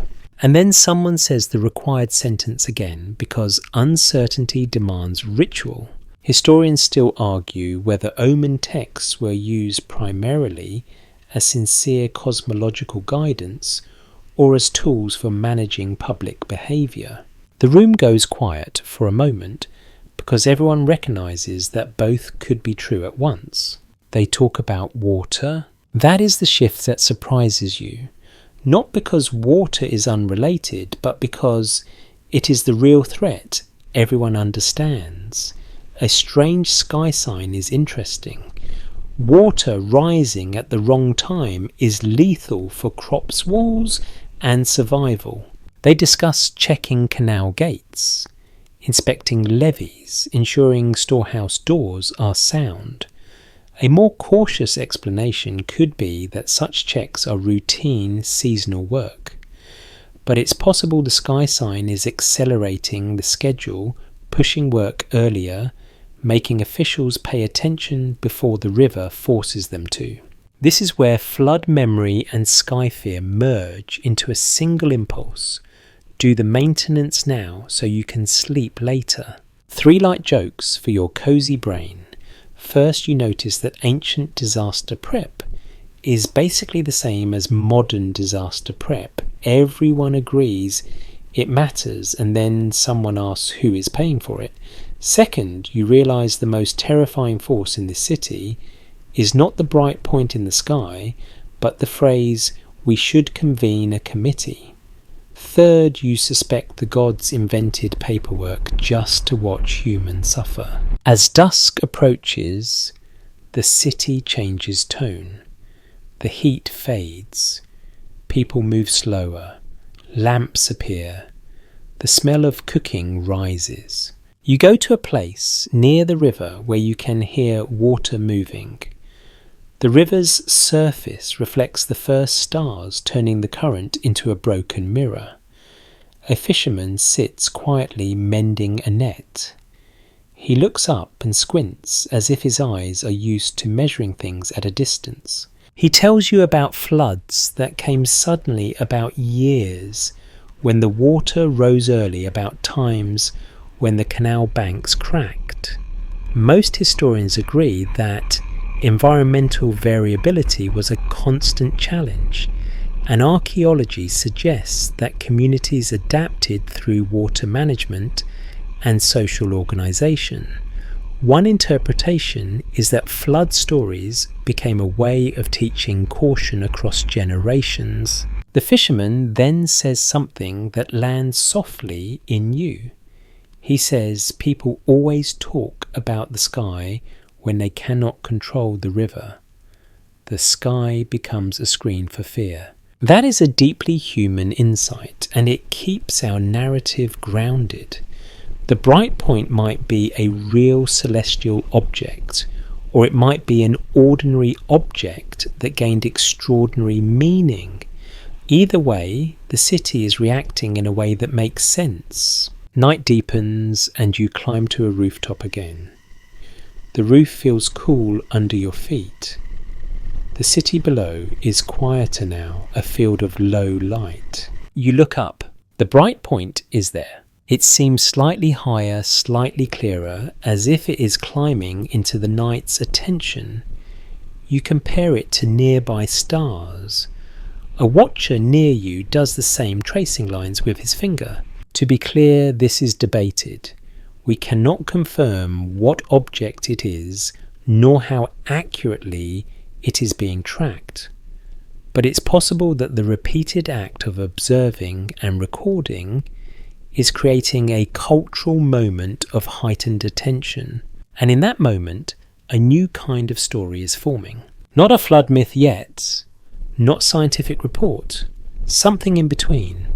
A warning shaped like a question. Some parts are documented, some are interpretation, and some are gentle imagination. And tonight, with the river murmuring below and the bright point steady above you, feel the city's oldest fear and its newest curiosity meet in the same place. In the space between the water and the sky, you start to notice that this land has two kinds of silence. There is the silence at night when the streets thin out, lamps shrink to small pools, and the river becomes a soft, constant hush. Then there is the silence of concentration, which is different, sharper, denser. The kind of silence that happens when someone is doing math in their head and does not want the universe to interrupt. You find that second silence inside a small room off the temple complex, where the air is cooler and the light is controlled. An oil lamp burns low. The walls hold the day's heat like a memory. On the floor, a few students and scribes sit around a board, dusted with fine sand, using it like a temporary page. Most historians agree that Mesopotamian scribes developed advanced mathematical methods for their time, and archaeology suggests they used numbers for land measurement, building projects, accounting and trade. The evidence we do have points to a culture that treated numbers as tools, not just symbols. One interpretation is that when a society becomes comfortable with counting and comparing, it also becomes better at noticing slow change, especially change that repeats. And in our calm, what-if mood, slow change is the whole point. A scribe draws a straight line in the sand with the edge of his stylus, then marks divisions along it with small taps. He speaks quietly, as if numbers are shy animals. You have to approach slowly. Another scribe holds a clay tablet nearby, pressing wedges into it, as the first one dictates. Tap, slide, tap, slide. You're starting to feel that sound the way you feel a steady fan at night. Not exciting, not dramatic, just steady enough to relax your mind. The lesson is practical at first. They talk about measures of grain weights, of metal lengths of rope. They recite multiplication tables in a rhythm that makes it feel like a chant.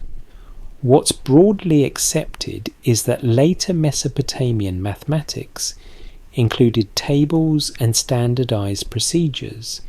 Historians still argue whether the earliest Sumerian math was as systematized as later Babylonian math, but it's clear that numeracy mattered early on for administration. One student fumbles a calculation and the teacher corrects him without cruelty, just with the calm certainty of someone who has been betrayed by arithmetic too many times.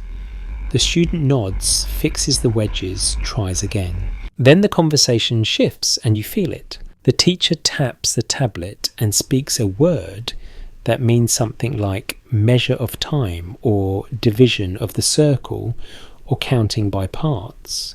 The exact phrasing is not something we can confirm in detail for this period. So let me rephrase that more carefully. We are not claiming a specific surviving lesson plan. That's a possibility, not a certainty. What we can say is that Mesopotamian numerical thinking eventually connected strongly to timekeeping and astronomy. And one interpretation is that early habits of counting and tabulating laid groundwork for later sky tracking. The teacher takes a small stick and places it upright in the sand near the doorway, where a thin line of sunlight slips in. The stick casts a short shadow. The teacher points at it, then points toward the roof. Shadow, angle, time. Most historians agree that observing the sun's movement and seasonal changes was important for calendars, and archaeology suggests practical time reckoning existed even without precision clocks. The evidence we do have points to people using the sky as a schedule. One interpretation is that once you can measure land and goods, you can also measure the sky in a rough, functional way, not by degrees and telescopes, but by relative position and repeated observation. A student asks a question. The teacher answers with a shrug that feels familiar across millennia. It is the shrug of someone saying, "We do what we can with what we have." In the corner, a more senior scribe is working on a tablet that looks different. It's not a simple list. It is organized in neat blocks. Columns, repeated signs, repeated numbers. This is where the comfort of numbers shows up. Because when the world feels uncertain, numbers feel solid. A river can rise unexpectedly. A king can change his mind. A sky sign can appear without permission. But 2 times 3 is still 6, even when everyone is anxious. You sit quietly and watch them work, and you start to imagine the what if in a grounded way. What if the bright point in the sky is being treated like a moving entry in a ledger, not a dramatic prophecy, not a screaming warning, just a line item? Night 1 it appeared here. Night 2 it appeared slightly there. Night 3 it appeared a little higher. To be clear, historians still argue whether ancient observers could track such changes with consistent precision in the earliest periods, and there's no full consensus. But it's possible that relative comparisons across nights could be made, especially by trained record keepers who are good at seeing patterns. A careful reading might suggest that the first stage of prediction is not knowing the future, it is recognizing direction. The teacher dismisses the younger students, and the room grows quieter. Now it is mostly senior scribes and one official who stands with his hands clasped behind his back, watching like a manager watching a spreadsheet, except the spreadsheet is a piece of wet clay. The official speaks softly about the bright point. He describes where it was seen. He asks whether its path can be imagined, even roughly based on its motion. The senior scribe answers cautiously, choosing words that keep the solid ground separate from the mist. He says it might continue. It may shift. It could cross a familiar pattern of stars. He does not say what will happen. He does not say impact. He does not say doom. He says motion. This is suggestive, not conclusive. A fringe idea proposes that some ancient numerical tablets might encode sky observations more directly than we realise. as if numbers could quietly preserve what words would turn into omen poetry. This theory isn't widely accepted, and if the evidence is thin, we'll say so. But if we treat it as a possibility rather than a conclusion, it makes the scene feel almost tender. Humans trying to pin the sky down with the most reliable thing they have counting. You think about how numbers can be both honest and misleading. Honest because they record. Misleading because they can give you confidence you have not earned. 3 light jokes drift in because your brain needs them. First, you realise the ancient version of calculator is a very patient teacher and a student who regrets everything. Second, you notice the ancient version of spreadsheet anxiety looks exactly like modern spreadsheet anxiety, except with more clay under your fingernails. Third, you start to suspect that the true universal constant is not gravity, but someone muttering that number cannot be right at a table. Outside, the day fades and the temple district shifts into evening mode. Oil lamps appear. The air cools. The smell of cooked grain rises again, comforting and ordinary. You walk out and head toward a rooftop because the roof has become the meeting place between observation and imagination. The city below settles. The river breathes. The sky opens. The bright point is there, and tonight you look at it with a new mindset. Not as a sign, not as a story, but as a moving object that can be compared. You pick a familiar star near it, then another. You trace an invisible triangle in your mind. You hold your breath and try to be fair to your own perception, because your eyes are not instruments and your memory is a slippery assistant. A watcher beside you counts quietly. Not numbers you recognise, but a rhythm. Heartbeats maybe. Steps of time. He points, then lowers his hand, then points again, as if mapping position through repeated gestures.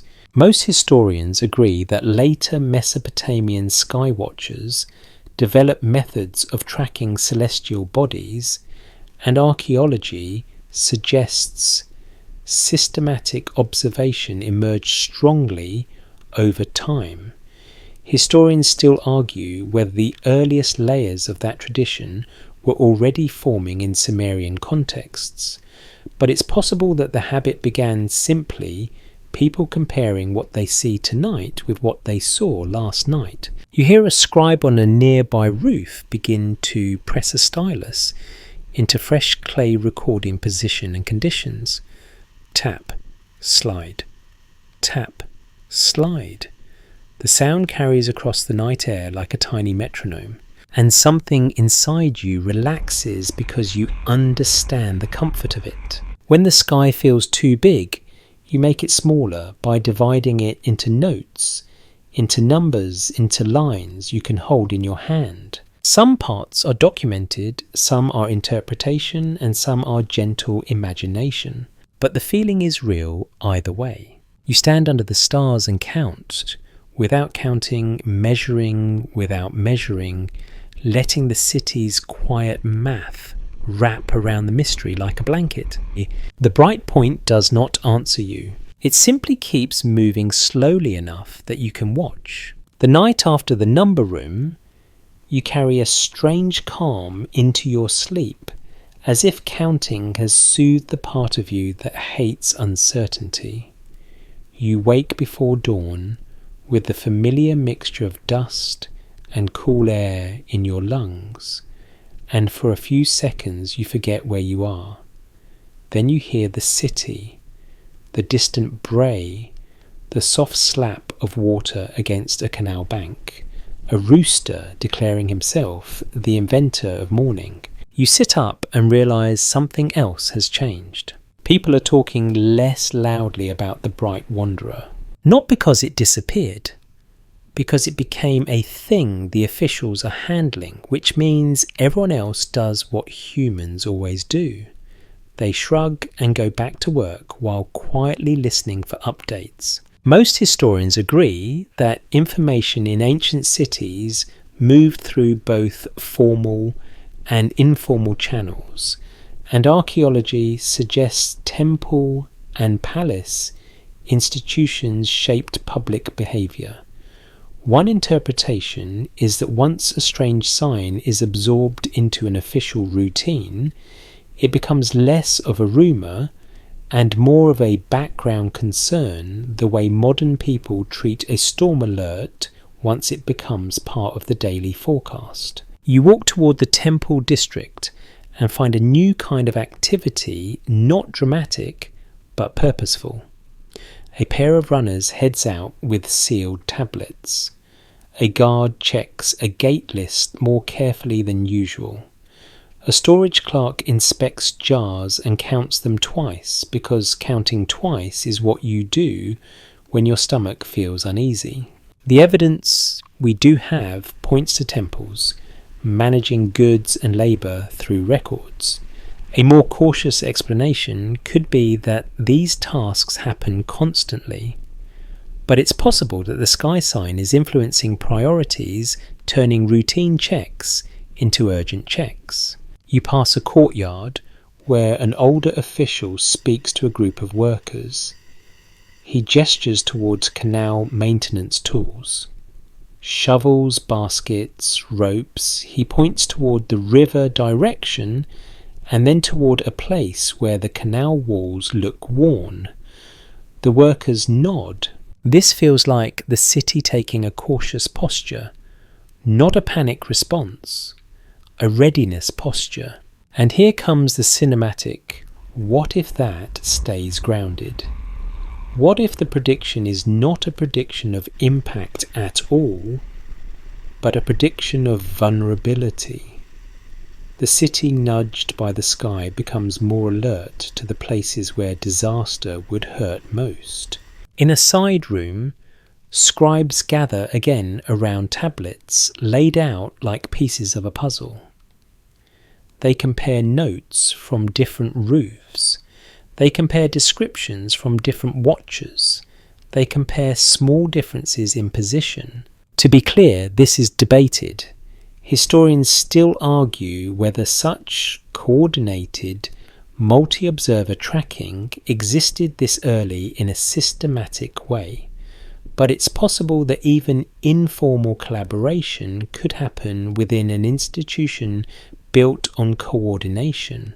A senior scribe reads aloud a line that describes the bright point as persistent. Another tablet describes it as shifting. A third uses an omen phrase that ties its movement to uncertainty and leadership. Then, because uncertainty is now the official flavour of the week, the senior scribe says the required phrase again with a steady voice that feels like a ritual anchor. Historians still argue whether the meaning of celestial omens was fixed by tradition or adapted strategically to current political needs. That sentence lands quietly, but it changes the room's atmosphere, because it implies that interpretation is not just about the sky, it is about people, power, anxiety, control. A careful reading might suggest that a sky sign could become a mirror for a city's existing tensions. If a king is strong, the sign becomes a sign of divine favour. If a king is shaky, the sign becomes a warning. The same bright point, different story. And this is where our what if slips into a new lane. Imagine the bright point is not just moving. Imagine it appears to grow subtly night by night.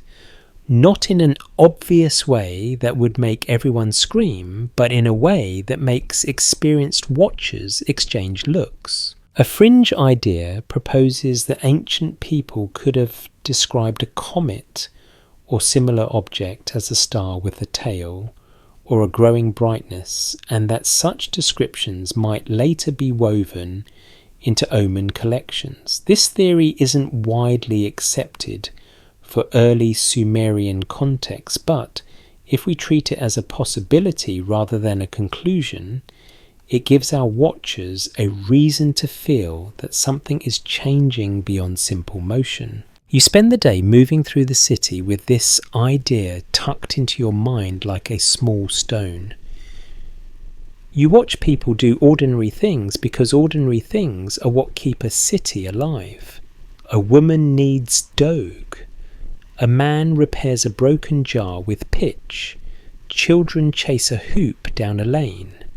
A worker hauls reeds and mutters about his back. And then you notice a small detail. People are cleaning roofs. Not everyone. Not in a festival way, but enough that you notice. They sweep dust. They clear clutter. They make space. A more cautious explanation could be that roofs are used for drying goods and need periodic cleaning anyway. But it's possible that watchers have asked for clear roof space, and the request has spread. You clean the roof so someone can watch the sky. In a city like this, that is a reasonable chain of logic. By late afternoon, you find yourself near a place where the temple workers store lamps and supplies. An assistant checks the oil level in small lamps, setting them aside in neat rows. The evidence we do have points to careful resource management. One interpretation is that if watchers plan to observe more, they need light, and light needs oil. Night observation, it turns out, is an economic activity. You cannot watch the sky properly if you are stumbling around in total darkness, and you cannot keep lamps burning if you have not planned. 3 light jokes for your sleepy brain. First, you realise the ancient version of night shift comes with no overtime pay, just more incense. Second, you suspect the ancient version of battery percentage anxiety is oil lamp anxiety, which is basically the same panic but with more soot.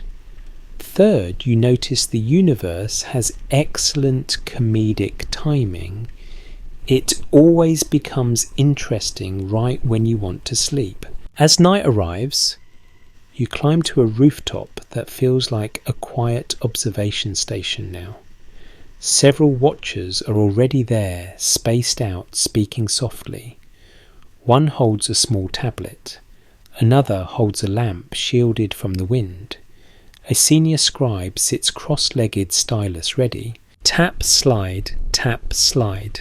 The bright point appears, and this time it is hard not to feel it as more present. It sits higher in the sky, clearer, brighter against the dark. You compare it to nearby stars, and it seems to stand out more. Again, this could be your mind amplifying it. It could be changing atmospheric conditions. It could be real. To be clear, this is debated, and we cannot confirm exact brightness changes from imagined ancient notes. But you are not alone in noticing. A watcher whispers that it looks slightly fuller, like it has a faint haze around it. Another squints and says he might see a blur trailing behind very faint like smoke. The senior scribe writes cautiously, not declaring a tale, but noting a slight softness around the light. This is suggestive, not conclusive. If the object has a faint diffuse appearance, one interpretation is that it could be something like a comet or another phenomenon that appears less point-like than a star. A more cautious explanation could be atmospheric haze or eye strain. The watchers keep both possibilities in mind because they are experienced enough to distrust their own excitement. The official arrives, briefly listens, then speaks in a low voice. He asks the scribe to ensure the notes are copied and stored. He does not say why. He does not need to. In a culture built on records, preserving the note is its own form of action. You look up again and let the sky fill your vision. The bright wanderer holds steady, and the faint hint of haze around it feels like the sky is holding its breath. Some parts are documented, some are interpretation, and some are gentle imagination. But the mood is unmistakable. The city is no longer just seeing something. It is starting to feel watched back. The next morning, the city smells like damp dust. After a faint breeze, the kind of scent that makes you think of rain even when there is no rain. You wake with the odd sensation of having dreamed in numbers and wedges, as if your brain is trying to turn anxiety into accounting. Outside, footsteps pass. A jar clinks. Someone calls out a name, and the sound echoes between walls like it is bouncing off time itself. You step into the street and realise the city is doing something that feels both ordinary and quietly significant. It is honouring routine. Not because routine is fun, because routine is a shield. When something strange sits in the sky night after night, the safest human response is to keep baking bread, keep hauling water, keep measuring grain, keep smiling at children, keep pretending the universe is not being weird. Most historians agree that Mesopotamian communities depended on steady work cycles, and shared labour and archaeology suggests daily life was structured by tasks tied to water crops and temple distribution. One interpretation is that when uncertainty rises, institutions lean harder on routine, both to keep resources stable and to keep people calm. You pass a line of workers headed toward a canal repair site. They carry baskets and digging tools. Their shoulders are slumped, but their pace is steady. A supervisor walks with them, pointing out sections of bank that need reinforcement. The evidence we do have points to constant canal maintenance. A more cautious explanation could be that this is simply scheduled work. But it's possible that the recent sky discussions have made supervisors a little more strict about completing it. You find yourself near a small shrine where a priest lights incense and murmurs words that sound like water over stones. People pause, place a small offering, move on. Most historians agree that ritual was woven into daily life, and archaeology suggests religious practice shaped community rhythms. A fringe idea proposes that repeating rituals during uncertain times can act like social glue, a collective calming technique. This theory isn't widely accepted as a direct response to a specific sky event, but it is a plausible human pattern. And then you hear a different kind of news. A messenger has returned. He is dusty, tired, and carrying a sealed tablet. He moves through the temple corridor with the careful urgency of someone who has been told, "Do not drop this." It is literally official.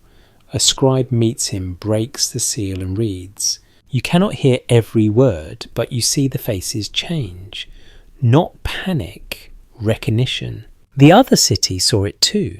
Most historians agree that Sumerian city-states interacted through trade and communication, and archaeology suggests information and goods moved along these networks.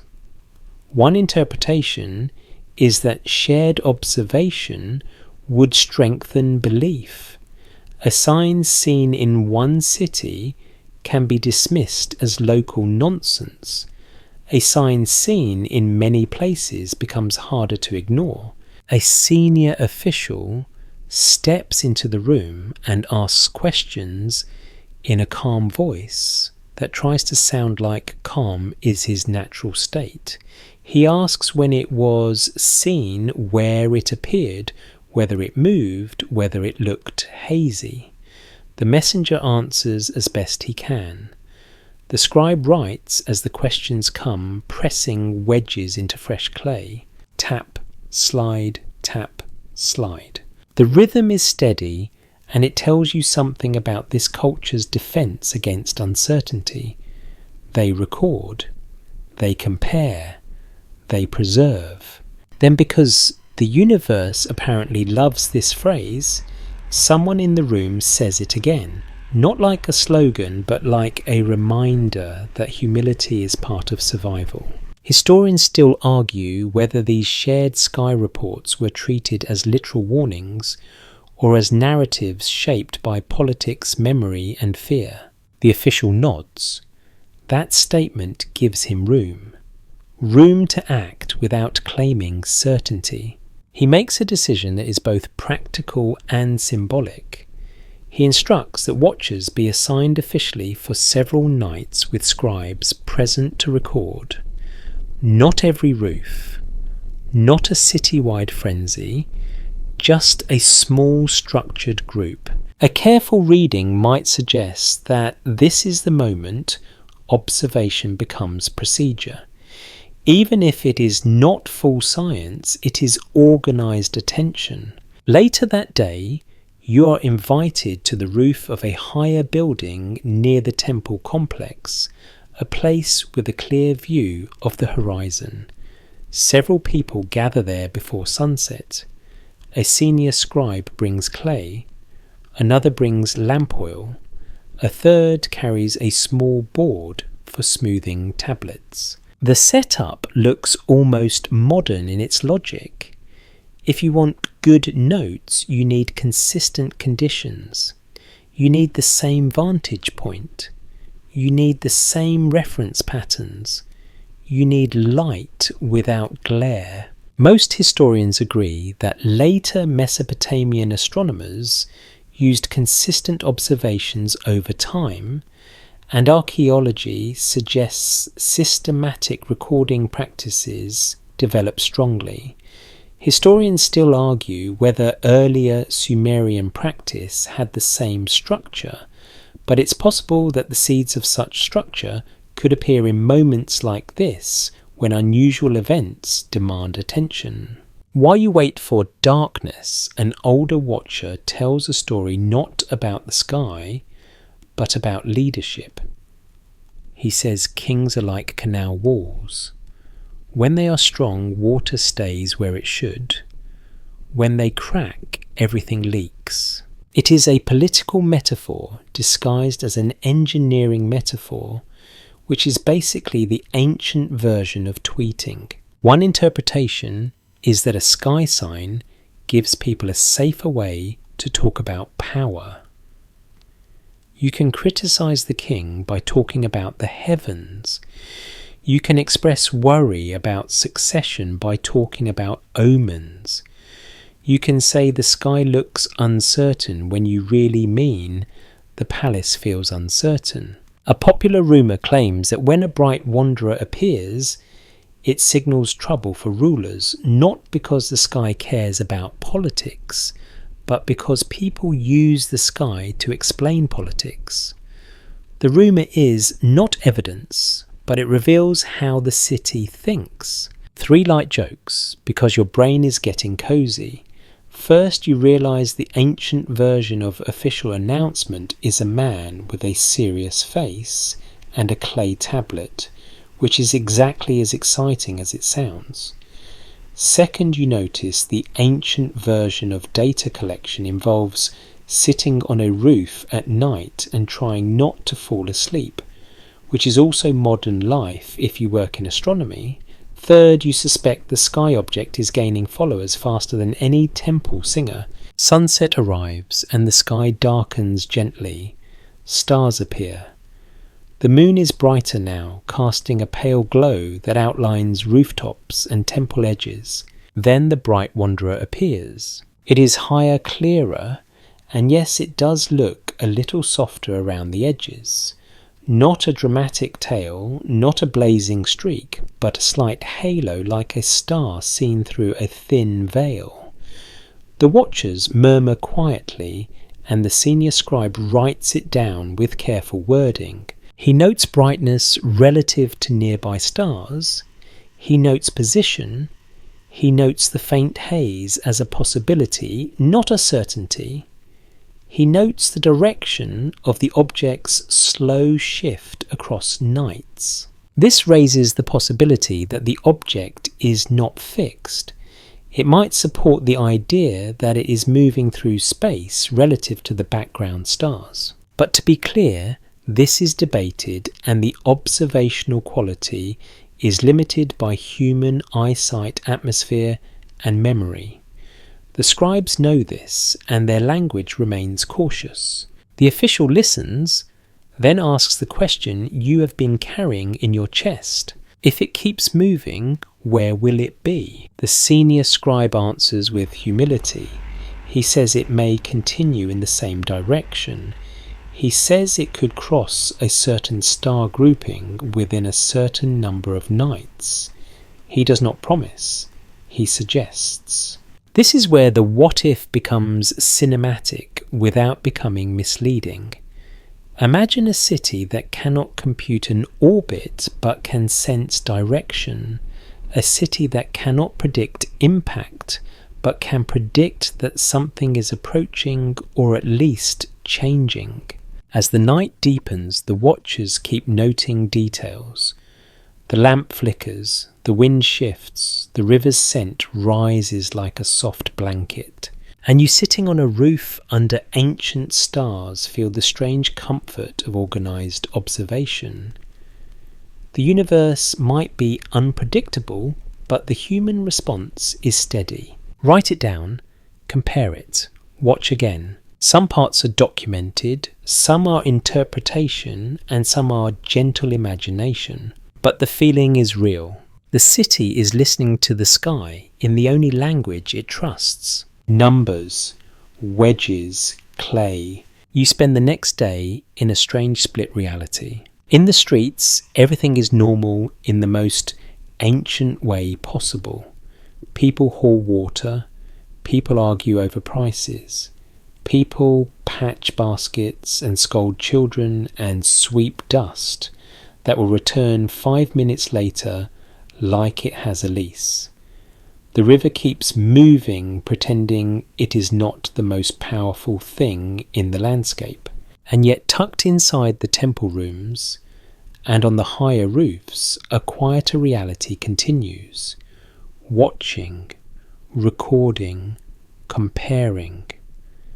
A small group of people using clay and patience to follow a moving light. Most historians agree that ancient Mesopotamian institutions relied on records to manage labour and resources, and archaeology suggests that written notes could preserve fleeting observations if someone decided they mattered. One interpretation is that once you begin writing the sky down, you have created a bridge that can, in theory, reach far into the future, not because the writers intended it as science for strangers, but because clay can outlast intention. That thought pulls you somewhere else for a moment. Not physically, not in a time travel movie way, more like your mind drifts, the way it drifts when you stare at water too long. You look at the steady wedge marks, and you imagine hands that will touch them thousands of years later, hands wearing gloves, hands holding bright lamps that do not flicker, hands that live in a world where people put satellites in orbit and still lose their keys daily. You picture a modern lab. Most historians agree that large impacts leave signatures in the earth, and the evidence we do have points to patterns that geologists look for when they suspect something hit hard enough to change landscapes. A crater, if the conditions are right, shocked minerals like quartz that shows telltale structures under a microscope, tiny glassy droplets that cool mid-air and fall like frozen sparks. Sometimes unusual chemical layers like elevated iridium that can hint at extraterrestrial material in certain contexts. That is the documented anchor. Impacts can leave fingerprints. But then the careful part arrives. Historians still argue whether every ancient catastrophe story can be connected to a specific physical event, or whether humans simply reuse disaster language because it fits so many experiences. That debate is your guardrail. It keeps the story honest. A flood story might be about a flood. It might also be about fear. A sky omen might be about a sky event. It might also be about politics. Sometimes it is both. Sometimes it is neither in the way you wish it were. A more cautious explanation could be that many natural disasters produce similar human memories. Floods, droughts, earthquakes, dust storms, fires. The body remembers panic and loss and rebuilding, and the mind turns it into narrative. So when you hear a tale of darkness at noon, or a sky sign followed by upheaval, you have to hold two possibilities at once. It could be a memory of an unusual natural event. It could also be a symbolic story shaped by generations. And yet the cinematic question remains soft but persistent. What if a real celestial event, even one that did not strike the city directly, was visible enough to be recorded, then later echoed in stories that sound bigger than life? You picture modern scientists trying to answer questions like that without getting hypnotized by their own excitement. You see them pulling sediment cores from lakes looking for thin layers that stand out like a bookmark in time. You see them counting pollen grains to reconstruct ancient climates, noting sudden changes in vegetation that suggest stress. You see them testing charcoal fragments to estimate old fire activity. You see them arguing over radiocarbon dates that refuse to line up neatly because time in the earth is rarely neat. 3 light jokes drift in because your brain deserves kindness. First, you realize modern humans can detect ancient cosmic dust, but still cannot agree on the correct way to load a dishwasher. Second, you imagine a scientist staring into a microscope and whispering, "This looks conclusive," and then immediately getting corrected by another scientist who replies, "Let me rephrase that more carefully." Third, you picture a lab meeting where someone says, "We found a layer," and everyone gets excited until someone asks, "Yes, but which layer?" and the room sighs in unison. Back in the Temple District, the day continues with its careful, almost sleepy administration. A scribe carries a tablet from one room to another. Another smooths fresh clay.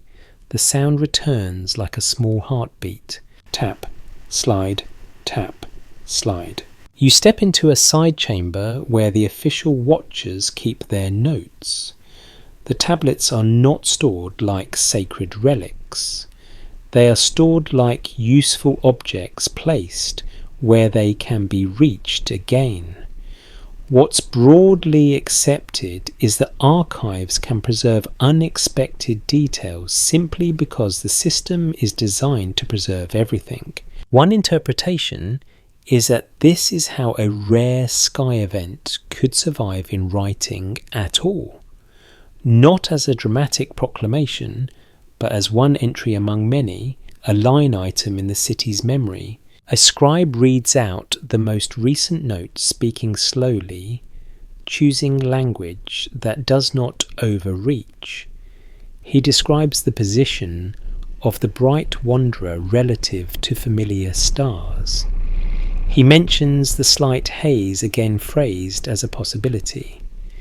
He notes that it remains visible night after night. He does not claim it will strike the earth.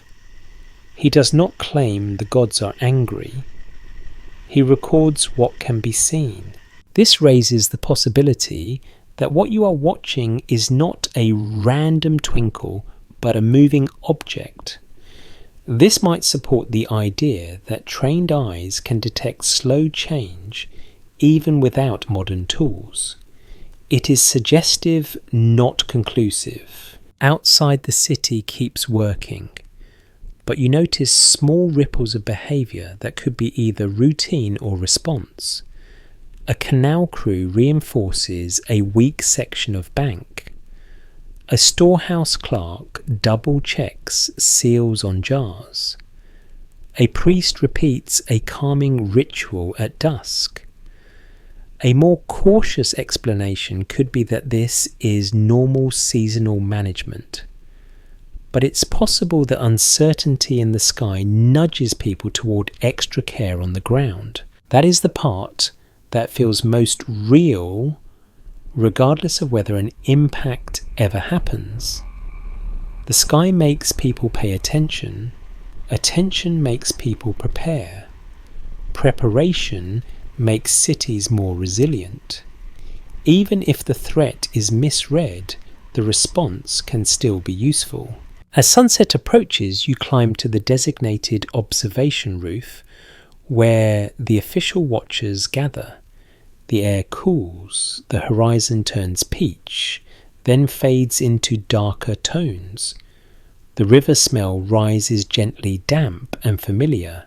The watchers arrive with supplies, like they are setting up a night shift at a very ancient office. Lamps, oil, clay, a small board for smoothing tablets, a stylus with a clean-cut tip. People sit spaced out, quiet, focused. When the first stars appear, the bright wanderer follows soon after. It looks steady. It looks slightly softened around the edges. The watchers murmur, then settle into silence. The senior scribe begins to write with careful discipline. Tap, slide, tap, slide. You look up and try to hold your mind in the middle lane, the safe lane. You let yourself imagine the what-if without turning it into certainty. What if this object is something like a comet, a visible visitor that passes through the inner sky and then recedes? What if its brightness changes as it moves, making it seem to grow? What if the notes on clay preserve that change in the simplest language available? And then in the far future, what if someone reads those notes and wonders whether they are looking at a real observation of a rare event or at a cultural mirror reflecting anxiety? The mystery isn't in what we know, but in what we can't confirm. That sentence feels like it belongs on a tablet by itself. The night deepens. The city below grows quiet. Somewhere a dog barks once, and then decides peace is better. The wind shifts and the lamp flame trembles. The scribe shields it with his hand and keeps writing. You stay there under the stars, letting the steady rhythm of recording soften the sharp edge of the unknown. Because whether the bright wanderer is a harmless traveller or something far more dramatic, the human response remains the same. Watch, record, compare, stay calm. The following day feels like the city is holding a cup of water very carefully. Not spilling, not freezing, just steady hands, careful steps. That's the mood. People are still doing everything they always do, but the edges of their attention seem sharper. You notice it in the way a worker pauses to look at the horizon before lifting a basket. You notice it in the way a mother pulls her child closer when the wind gusts. You notice it in the way a guard lingers a second longer, as if listening for news that never arrives. Most historians agree that ancient Mesopotamian life required constant adaptation to environmental uncertainty, and archaeology suggests that communities managed risk through water systems, stored grain, and coordinated labour. One interpretation is that when a culture already lives on the edge of natural unpredictability, it develops a vocabulary for warning even when the warning is vague. Today, that vocabulary is active. In the temple courtyard, you find a small crowd gathered around a priest who is speaking in a calm, practiced voice. He is not yelling, he is not calling for panic. He is doing something more powerful and more boring, which is exactly why it works. He is reframing. He says the heavens may be offering a reminder to keep the city's order strong, to keep the canals clean, to keep storehouses sealed, to keep disputes small, to keep offerings regular. He does not say disaster is coming. He says discipline is wise. A more cautious explanation could be that priests often preached stability because stability supports temple authority. But it's possible that the repeated sky sign provides a real occasion for such messaging. The sign becomes a story the whole city can understand, even if nobody agrees on its meaning. A popular rumour claims the bright wanderer is a warning sent specifically to this city. Another rumour claims it is a warning for all cities. Another claims it is not a warning at all, but a royal sign of favour. Rumours do what they always do. They multiply. They fight. They fill silence. And then the required phrase returns spoken by a senior official who steps into a side room where scribes are comparing notes. Historians still argue whether these omens were interpreted consistently across cities or reshaped locally to match each city's politics and fears. You can feel how true that might be. Even in modern life, the same headline lands differently in different communities. In the scribal room, the notes are being organised, not just written and tossed on a shelf, but arranged in a sequence. The tablets are placed in order by night, and the senior scribe uses a simple mark to distinguish them. This is not a modern chart, but it is the same idea: make time visible. Most historians agree that Mesopotamian scribes preserved documents in archives, and archaeology suggests that the survival of many tablets is often an accident of storage and destruction. One interpretation is that the very boring habit of archiving can turn into a time capsule, preserving a thread of observation that nobody intended as a message to the future. The senior scribe speaks softly as he points to the sequence. He describes the wanderer's path in relative terms, using familiar star patterns as anchors. He says it appears to move steadily. He notes that it has seemed brighter. He notes the occasional haze. He does not claim certainty. He emphasizes observation. This raises the possibility that the watchers are constructing a rough model in their heads, not an orbit calculation, a direction of travel, a sense of progression. A careful reading might suggest that when humans track motion, they begin to imagine outcomes. If something is moving closer, it might arrive. If it is moving away, it might fade. If it is crossing a meaningful part of the sky, it might carry a meaningful story. The sky becomes a narrative because motion feels like intention even when it may not be. During the afternoon, you see one more practical consequence. A small crew is sent to inspect the city's outer wall and gate mechanisms. They check wooden beams. They test hinges. They reinforce a section where the mud brick has cracked. Again, a more cautious explanation could be routine maintenance.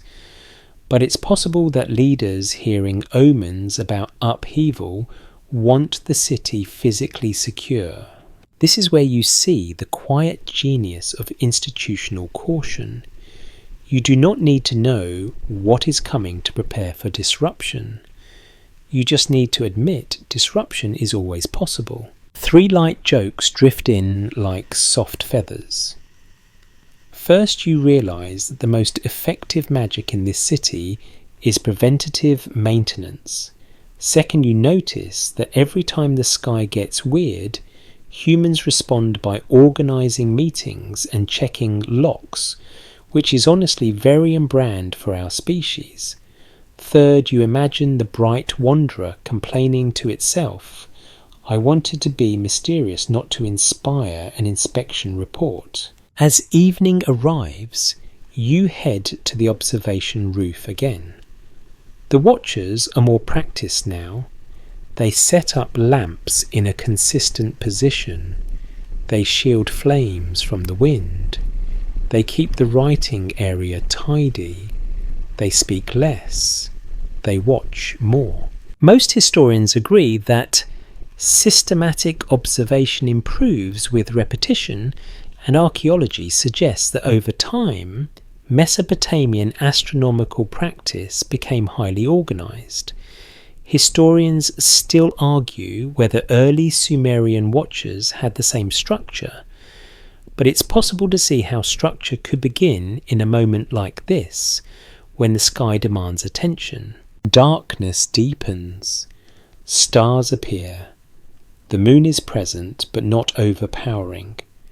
Then the bright wanderer arrives, and tonight it looks different enough to shift your breathing. Not a dramatic blaze, but a clearer sense of softness around the light. A faint blur that seems to extend slightly like a breath of smoke. To be clear, this is debated. The atmosphere can create halos. Eye strain can create smears. A lamp's after image can trick perception. The scribes know this, which is why the senior scribe uses careful language. He writes, "A slight haze appears to surround the light." He does not write it has a tail. He records what he can justify. This is suggestive, not conclusive. A fringe idea proposes that ancient descriptions of star-like objects with haze or tails might reflect comets or other transient phenomena. This theory isn't widely accepted for this precise imagined case, but it remains a plausible category. If we treat it as possibility rather than conclusion, it allows our story to breathe without lying. The official asks again about the path. The senior scribe points to the background stars and suggests where it may appear next. He notes the direction of motion. He suggests a crossing of a certain star region within a handful of nights. Then the official asks a different question, one that sounds practical and slightly uncomfortable. If the heavens are unsettled, should the city change anything else? The answer is not dramatic. The answer is boring. The answer is what keeps people alive. Keep the canals sound. Keep the stores sealed. Keep labour organised. Keep the city calm. That is what the sky sign becomes in the hands of sensible administrators. Not a cosmic panic button. A reminder that the world is unstable and preparation is wisdom. You sit quietly and watch the bright wanderer, and you let your mind hold 2 truths at once. The documented truth. Ancient Mesopotamians observed and recorded, and later traditions became deeply astronomical. The interpreted truth, early observation habits, might have been less formal, but still attentive. The imagined truth, a moving light, could have felt like the sky leaning closer, inspiring records that survive in clay. The mystery isn't in what we know, but in what we can't confirm. The wind cools your face. The lamp flickers softly. The stylus presses wedges into clay with the steady sound that has become your lullaby. Tap, slide, tap, slide. And above it all, the bright wanderer continues its slow, patient path, as if it has no idea it has turned human attention into an archive. The day after the clearer haze, you notice a new kind of behaviour. People are paying attention to sound, not the big sounds like the market noise or the donkey complaints. The small sounds, the creak of a gate, the slap of water against a canal wall, the dry crackle of mud in the heat. It's as if the city is listening for the first hint of change, and listening is a skill you can practice even when you cannot control anything. Most historians agree that Mesopotamian cities lived under constant environmental pressure, and archaeology suggests that even small shifts in water, wind, or soil could matter. One interpretation is that when a community feels uncertain about the sky, it becomes hyper-aware of the ground. The heavens push the mind into vigilance. You walk to the river and watch how the current moves. It looks normal, but your brain is now trained to suspect that normal can be temporary. A fisherman throws a net and pulls it in with practiced patience. He speaks casually about the water level, about how the bank looks, about whether the reeds are bending more than usual. A more cautious explanation could be that this is just local knowledge shared every day. But it's possible that officials have asked for reports, and those requests have made local observers feel important. In the temple district, scribes are now working with a quiet urgency that does not look like panic.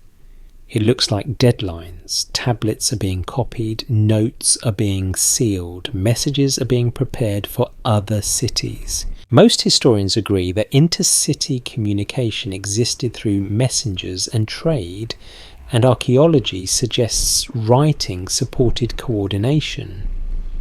One interpretation is that once the sky sign is confirmed, as widely seen, officials may decide that sharing observation notes is safer than keeping them private. If everyone has the same sign, then everyone can compare. A messenger is selected again, but this time he carries more than a single note. He carries a packet of small tablets, each with a piece of information position on specific nights, descriptions of haze general conditions. It is the ancient version of sending a report rather than a rumour. You watch him leave and you feel the strange comfort of systematic behaviour. Even if the sign is misunderstood, the act of sharing information is rational. But then you enter a room where rationality and fear sit at the same table. A senior priest speaks quietly to an official. Their voices are low and careful. The priest emphasizes ritual. The official emphasizes resources. The priest wants offerings increased. The official wants canal walls checked. Neither is wrong from their perspective. One is trying to stabilize meaning. The other is trying to stabilize infrastructure. Human beings do both when they are anxious. And then in the middle of this, the required line returns spoken by the priest, with a tone that feels like a gentle reminder to keep pride in check. Historians still argue whether the power of omens came from sincere belief or from their usefulness in shaping social order. The official does not argue. He nods. He allows the priest to do what priests do. He also allows the workers to do what workers do. The city can hold both responses at once. By late afternoon, you are led to a different roof higher than usual, with a clear view in multiple directions. This roof has been chosen deliberately. The watchers want consistent conditions. They want a clear horizon. They want to reduce mistakes. Most historians agree that later Mesopotamian observational practice benefited from consistent sites and methods. Historians still argue whether early Sumerian watchers formalized their sites the same way, but it's possible that a simple version of this logic could appear naturally when an unusual object draws attention. The watchers arrive with a new tool, not a telescope, not a device you would recognize, but a simple sighting frame. 2 upright sticks set in a line creating a narrow gap you can look through. It is the kind of tool humans invent when they want consistency without complexity. To be clear, this is debated. We cannot confirm the exact use of such a tool in early Sumerian contexts, but it is a plausible invention because it requires nothing more than wood time and the desire to compare. The senior scribe positions the frame so the gap lines up with a familiar star cluster near the horizon. He explains that if the wanderer passes the same gap on future nights, they can better judge its motion. This is not modern precision, it is a homemade reference system, but it is enough to keep the story grounded. Night falls, the stars appear, the lamps are shielded, the clay is ready, the stylus is cut clean, then the bright wanderer shows itself. Tonight, through the sighting gap, it looks a little more diffuse. Not a long tail, but a clearer softness, as if a faint fog surrounds it. The watchers murmur again, but the scribe's language stays cautious. He notes that the light appears less point-like than nearby stars. He notes that a faint blur seems to extend slightly. This raises the possibility that the object is not a planet like the others, but something with a surrounding cloud like a comet's coma. That is a possibility, not a certainty. A more cautious explanation could be atmospheric distortion, or the object's position near the horizon, or even the human tendency to see what it expects. The scribe records the uncertainty right alongside the observation. He writes in a way that admits doubt.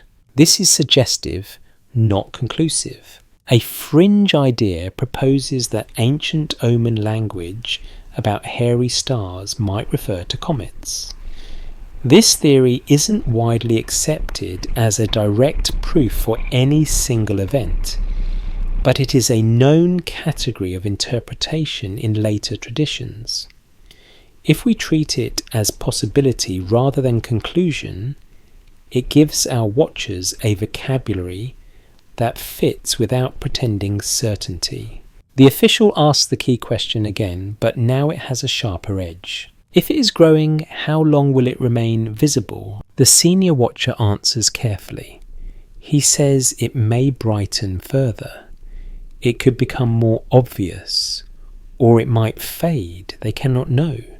But if it follows a pattern of motion, they can track its path night by night. This is the human compromise between fear and knowledge. You cannot predict the final outcome, but you can keep measuring the approach. 3 light jokes drift in softly.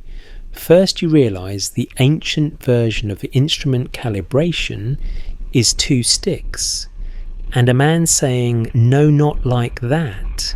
Second, You notice that everyone wants certainty, but everyone also wants to sleep. And those desires are not compatible. Third, you suspect the sky object is enjoying the attention like a celebrity who insists they are shy. As the night deepens, the wanderer remains visible. The wind cools the roof. The city below goes quiet. The river murmurs like a constant breath. The scribe keeps writing. Tap, slide, and you feel the story's tension change, not into panic, but into focus. Because now, if the haze is real, the object is not just moving, it is transforming. And transformation is what makes humans write things down. Not because they understand it, but because they cannot bear to let it vanish without leaving a mark. Some parts are documented, some are interpretation, and some are gentle imagination. But tonight, under the stars, the line between observation and omen feels thinner than ever. In daylight, the sky behaves. It turns blue. It holds the sun. It gives you nothing to argue with. If you only lived in mornings, you would assume the universe is stable and polite, like a well-managed office, where everyone answers emails on time. But you live in full days here, and the nights keep leaving their fingerprints in people's faces. You walk through the temple district and notice that the watchers look tired in a particular way. The way people look when they keep seeing the same strange thing and cannot decide whether to feel honoured or annoyed. Their eyes are slightly red. Their movements are slower. Their voices stay low because this kind of attention feels like it should not be shouted about. Most historians agree that Mesopotamian institutions kept extensive records and that scribes were central to administration, and archaeology suggests that archives could include everything from rations to legal documents to ritual texts. What's broadly accepted is that these archives were not museums. They were working memory. They were the city's brain. And like any brain, they can choose what to emphasize and what to tuck away. You slip into a storage corridor where shelves are stacked with tablets. Some are wrapped in clay envelopes with seals. Some are bare and worn smooth from handling.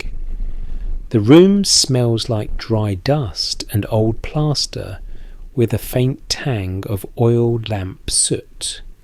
A scribe moves carefully between shelves, lifting a tablet, checking a mark, returning it to its place. He's doing something very normal, cataloguing, sorting, preserving. But then you see a small cluster of officials in a side room and the air changes. They are not debating the sky like curious neighbours. They are debating it like people responsible for stability. One official older with a face that has learned how to look calm, even when it is not, holds a tablet with the latest night notes. He reads quietly, and you catch the rhythm of careful language. The light appears slightly hazed. The position shifts. The visibility continues. No certainty, no doom, just the uncomfortable fact of persistence. Most historians agree that kingship in Sumerian city-states was intertwined with temple authority and civic administration, and archaeology suggests that elites relied on scribes to formalize decisions and obligations. One interpretation is that when a sign touches politics, record-keeping becomes a delicate art. You want information, but you also want control of the narrative. Because narratives here are not just stories, they are stability tools. A senior priest speaks measured and calm. He proposes a ritual response that frames the sign as manageable, something the city can address through offerings and order. An administrator proposes a practical response that frames the sign as a prompt to inspect canals and storehouses. A military officer type, if you can call him that, proposes checking the city gates more carefully, because upheaval is upheaval, whether it comes from water, people or fear. And then someone says the sentence that has become the city's way of breathing around uncertainty. Historians still argue whether omens were interpreted as sincere messages from the gods, or as flexible tools used by elites to guide public behaviour. The officials nod because that sentence gives everyone room to act without claiming certainty, room to speak without promising outcomes. A careful reading might suggest that the most dangerous part of a sky sign is not the object itself, but what people do with it. If panic spreads, the city cracks. If rumours accuse leaders, factions grow. If the sign becomes a political weapon, stability becomes a contest. So the officials choose a strategy that feels both boring and clever. They decide to preserve the sky notes, but not to broadcast them. Not publicly, not as a proclamation shouted across the market. Instead, they choose what institutions always choose when they want control. They choose the archive. The lead administrator speaks to the senior scribe and gives instructions that sound simple but carry weight. Copy the notes. Seal one copy for the archive. Make another copy for the chief priest's records. Keep the language cautious. Keep the phrasing conditional. And then he adds something that makes your stomach tighten slightly. Not with fear, but with recognition. Store the archive copy in the deep shelf. Not in the front where clerks reach every day. Not in the place where casual eyes can stumble on it. In the back, behind the piles of ordinary tablets. Behind tax counts, behind rations, behind the kind of paperwork nobody reads unless the city is on fire. This is the moment when you understand how history can survive and how it can be hidden at the same time. Most historians agree that many tablets survive by accident, often because they were stored forgotten or baked hard by destructive fires. Archaeology suggests that archives could become time capsules precisely because they were boring. One interpretation is that inconvenient records can be preserved without being celebrated simply because the archive does not discriminate, it just stacks. The scribe receives the instruction with a tiny nod. He does not argue, he does not ask why. He has learned that questions are for philosophers and children, not for people paid in grain. He prepares the copy with care. Fresh clay smooth flat. A stylus cut clean. He writes in neat lines, repeating the observation in precise conditional language. Tap. Slide. Tap. Slide. The sound is steady like a heartbeat in a quiet room. He makes a clay envelope for it, seals it with a cylinder seal, and marks it with a small identifier, a label that will mean something to another scribe later. It is the ancient version of naming a file and then hiding it in a folder called Mirski. 3 light jokes drift in softly because your brain needs gentle laughter to keep it cozy. First, you realise the ancient version of confidential is literally putting your information inside more clay. Second, you notice the ancient version of archive search involves pulling out 100 tablets and sighing until your soul leaves your body. Third, you suspect the gods invented bureaucracy as a prank, and humans just leaned into it. The scribe carries the sealed tablet to the shelves.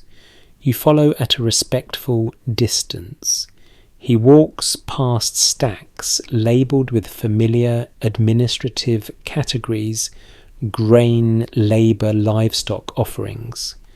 The shelves become denser, the room becomes cooler, the light is dimmer here, and the air feels older, as if it remembers every hand that has passed through. He reaches a deep shelf and shifts aside a stack of routine records. Behind them, a small cavity opens a gap meant for storage. He slides the sealed sky tablet into that space and pushes the routine tablets back in front of it. Gone. Not destroyed, not denied, just tucked away. A more cautious explanation could be that this is normal archival practice, storing items by category and space. But it's possible the placement is intentional, a way to keep the record safe from daily politics while still preserving it for future reference. A fringe idea proposes that some warnings in ancient archives were deliberately downplayed by elites to prevent panic leaving later generations, to find hints rather than headlines. This theory isn't widely accepted in a provable way for specific cases, but it remains a plausible human pattern.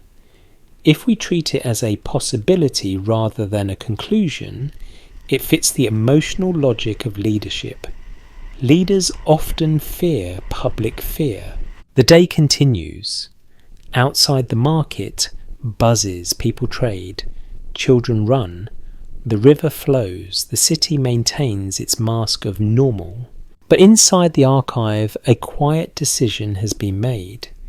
The sky has been recorded, filed, and partly hidden, like a truth placed in a drawer because it is too sharp to leave on the table. As evening approaches, you climb to a roof again. The watchers are there, tired but steady. Lamps are lit. Clay is set out. The senior scribe sits with stylus ready. The bright wanderer appears, and tonight it seems just a touch more present, the haze slightly clearer around it, like a soft halo. The watchers do not gasp anymore. They simply observe, and the scribe writes. Tap, slide, tap, slide. You look from the sky to the city below and feel a strange tenderness. Humans do not control the heavens. They barely control the river, but they do control what they preserve. They decide what becomes memory. They decide what becomes archive. Some parts are documented, some are interpretation, and some are gentle imagination. And tonight you can almost feel the future leaning in, not to hear a prophecy, but to hear a record that was saved quietly behind the weight of everyday life. Night comes softly, like the city has learned to lower its voice for the sky. You climb to the familiar observation roof with the same steady steps, and you notice how practiced everyone has become. The lamp is set in the same protected corner. The clay is smoothed the same way. The stylus is checked for a clean edge. People settle into their places without chatter, not because they are afraid to speak, but because silence makes it easier to see. Most historians agree that repeated observation can turn curiosity into routine, and archaeology suggests that institutional habits are often born from small practical needs. One interpretation is that once the watchers and scribes began recording the bright wanderer, the act itself became stabilizing. It gave uncertainty a schedule. It gave mystery a procedure. The sky darkens. Stars appear. The river below murmurs and reflects a few scattered lights, a broken ribbon of faint shimmer. The wind is cooler tonight and carries the smell of reeds and wet earth. Somewhere far off, a dog barks, once then decides that being dramatic is too much work. And then the bright wanderer appears. It is there, steady as ever, but it looks different enough that you feel it in your chest before you can name it. The haze around it seems broader, like a soft glow spreading into the dark. Not a blazing tail, not a theatrical comic curtain, but a more noticeable blur, as if the light is wearing a thin cloak. To be clear, this is debated. Human eyes are not instruments. Atmosphere can create halos. Fatigue can smear perception. The watchers know this, and their language stays careful. The senior scribe writes that the light appears more diffuse than nearby stars, and that the surrounding haze seems slightly increased. He does not claim certainty, he records a careful impression. This is suggestive, not conclusive. The official stands nearby listening. He asks the questions he can ask without making promises. He asks about position motion and whether the haze changes in a consistent way. The senior watcher points to a familiar star pattern and indicates how the object's position has shifted. The scribe writes again, tap, slide, and then the official asks something that feels like the heart of our story, because it is both practical and existential. If it keeps coming, what do we do? The senior scribe answers like a person who knows the limits of knowledge and the necessity of calm. He says we keep watching, we keep recording, we keep the city's foundation strong, we keep food stores safe, we keep canals sound, we keep people steady. A more cautious explanation could be that these are always good policies. But it's possible that the sky sign has made everyone remember them with fresh urgency. In that moment, the what if shifts into its final shape, and it stays monetization safe. The prediction is not a precise forecast of a cosmic collision, it is a prediction of attention, a prediction that something unusual is moving, changing, persisting, and therefore deserves a record. Most historians agree that ancient societies often interpreted celestial phenomena through both practical observation and symbolic meaning. Historians still argue whether the boundary between those approaches was ever sharp. There's no full consensus, and that uncertainty is part of the story's beauty. The bright wanderer remains visible for hours. The watchers take turns resting their eyes. The scribe keeps notes, occasionally smoothing the clay when his hand trembles from fatigue. The lamp flame flickers and is shielded. The wind shifts, a thin haze near the horizon comes and goes. At some point, someone mentions a line of old omen language, something like, if a star grows a cloak, the land should listen. A fringe idea proposes that later traditions sometimes described comets as hairy or cloaked stars, and that such language could preserve real observations in poetic form. This theory isn't widely accepted as proof of any single event, but it is a plausible interpretive category. If we treat it as a possibility rather than a conclusion, it gives the watchers a way to speak about what they see without pretending certainty. Then, like a small ritual of humility, the required phrase is spoken one last time tonight by the senior priest, his voice quiet and steady. Historians still argue whether the most important part of these records is the sky itself or the human need to organise fear into meaning. The watchers nod because that sentence makes room for both. You sit on the roof and let the moment stretch. The city below is quiet. The river continues to move. The stars keep their distance. The bright wanderer glows with its soft haze, and you feel the story's final tension settle into a calm realization. Even if no impact happens, even if the object fades, even if the tablets are never read again by the people who wrote them, the act of recording is still real. It is the human response to the unknown. Make a mark, make a note, make a memory you can hold. And somewhere in the archive, behind stacks of ordinary records sealed in clay, a set of tablets waits, holding a small thread of nights and positions and cautious language. The tablets do not shout. They do not claim certainty. They simply preserve. The mystery isn't in what we know, but in what we can't confirm.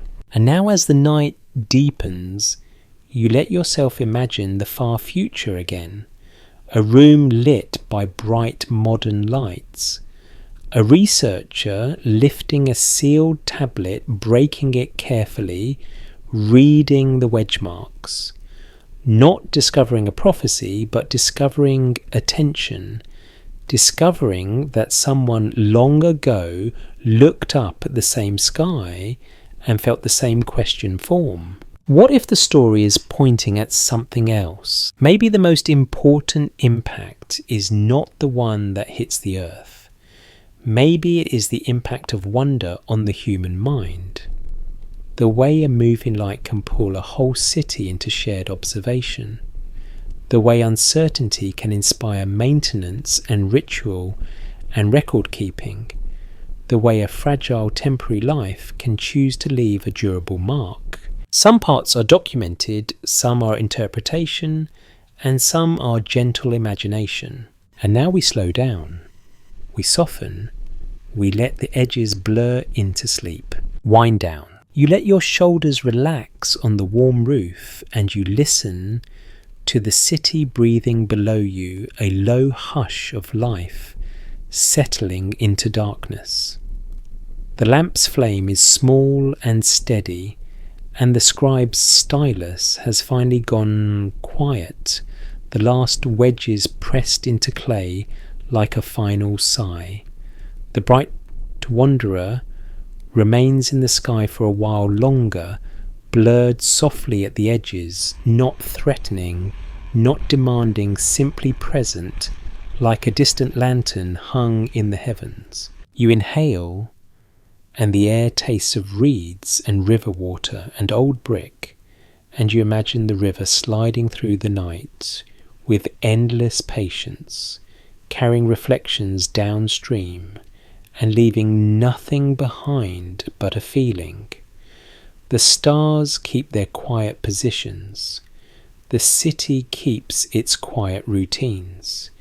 Even the unknown, when watched calmly, begins to feel less like a monster and more like a question you can live beside. If you let your thoughts drift, you can picture those sealed tablets resting on a deep shelf, wrapped in clay, surrounded by ordinary records of grain and labour and names. They are not shouting warnings, they are not proving anything, they are simply there, holding a careful human moment in a form that can last. And that is a comforting thought, because it means you are part of a long line of people who looked up, felt uncertainty, and chose not to panic. So you let the bright point become just another light in a vast sky, and you let the fan hum in your room or the quiet in your ears blend with the imagined river's whisper. Your breathing slows, your eyelids grow heavy, the city fades, the roof fades, the sky becomes gentle darkness, and you fall into sleep the way the clay tablet cools slowly, safely, holding its shape.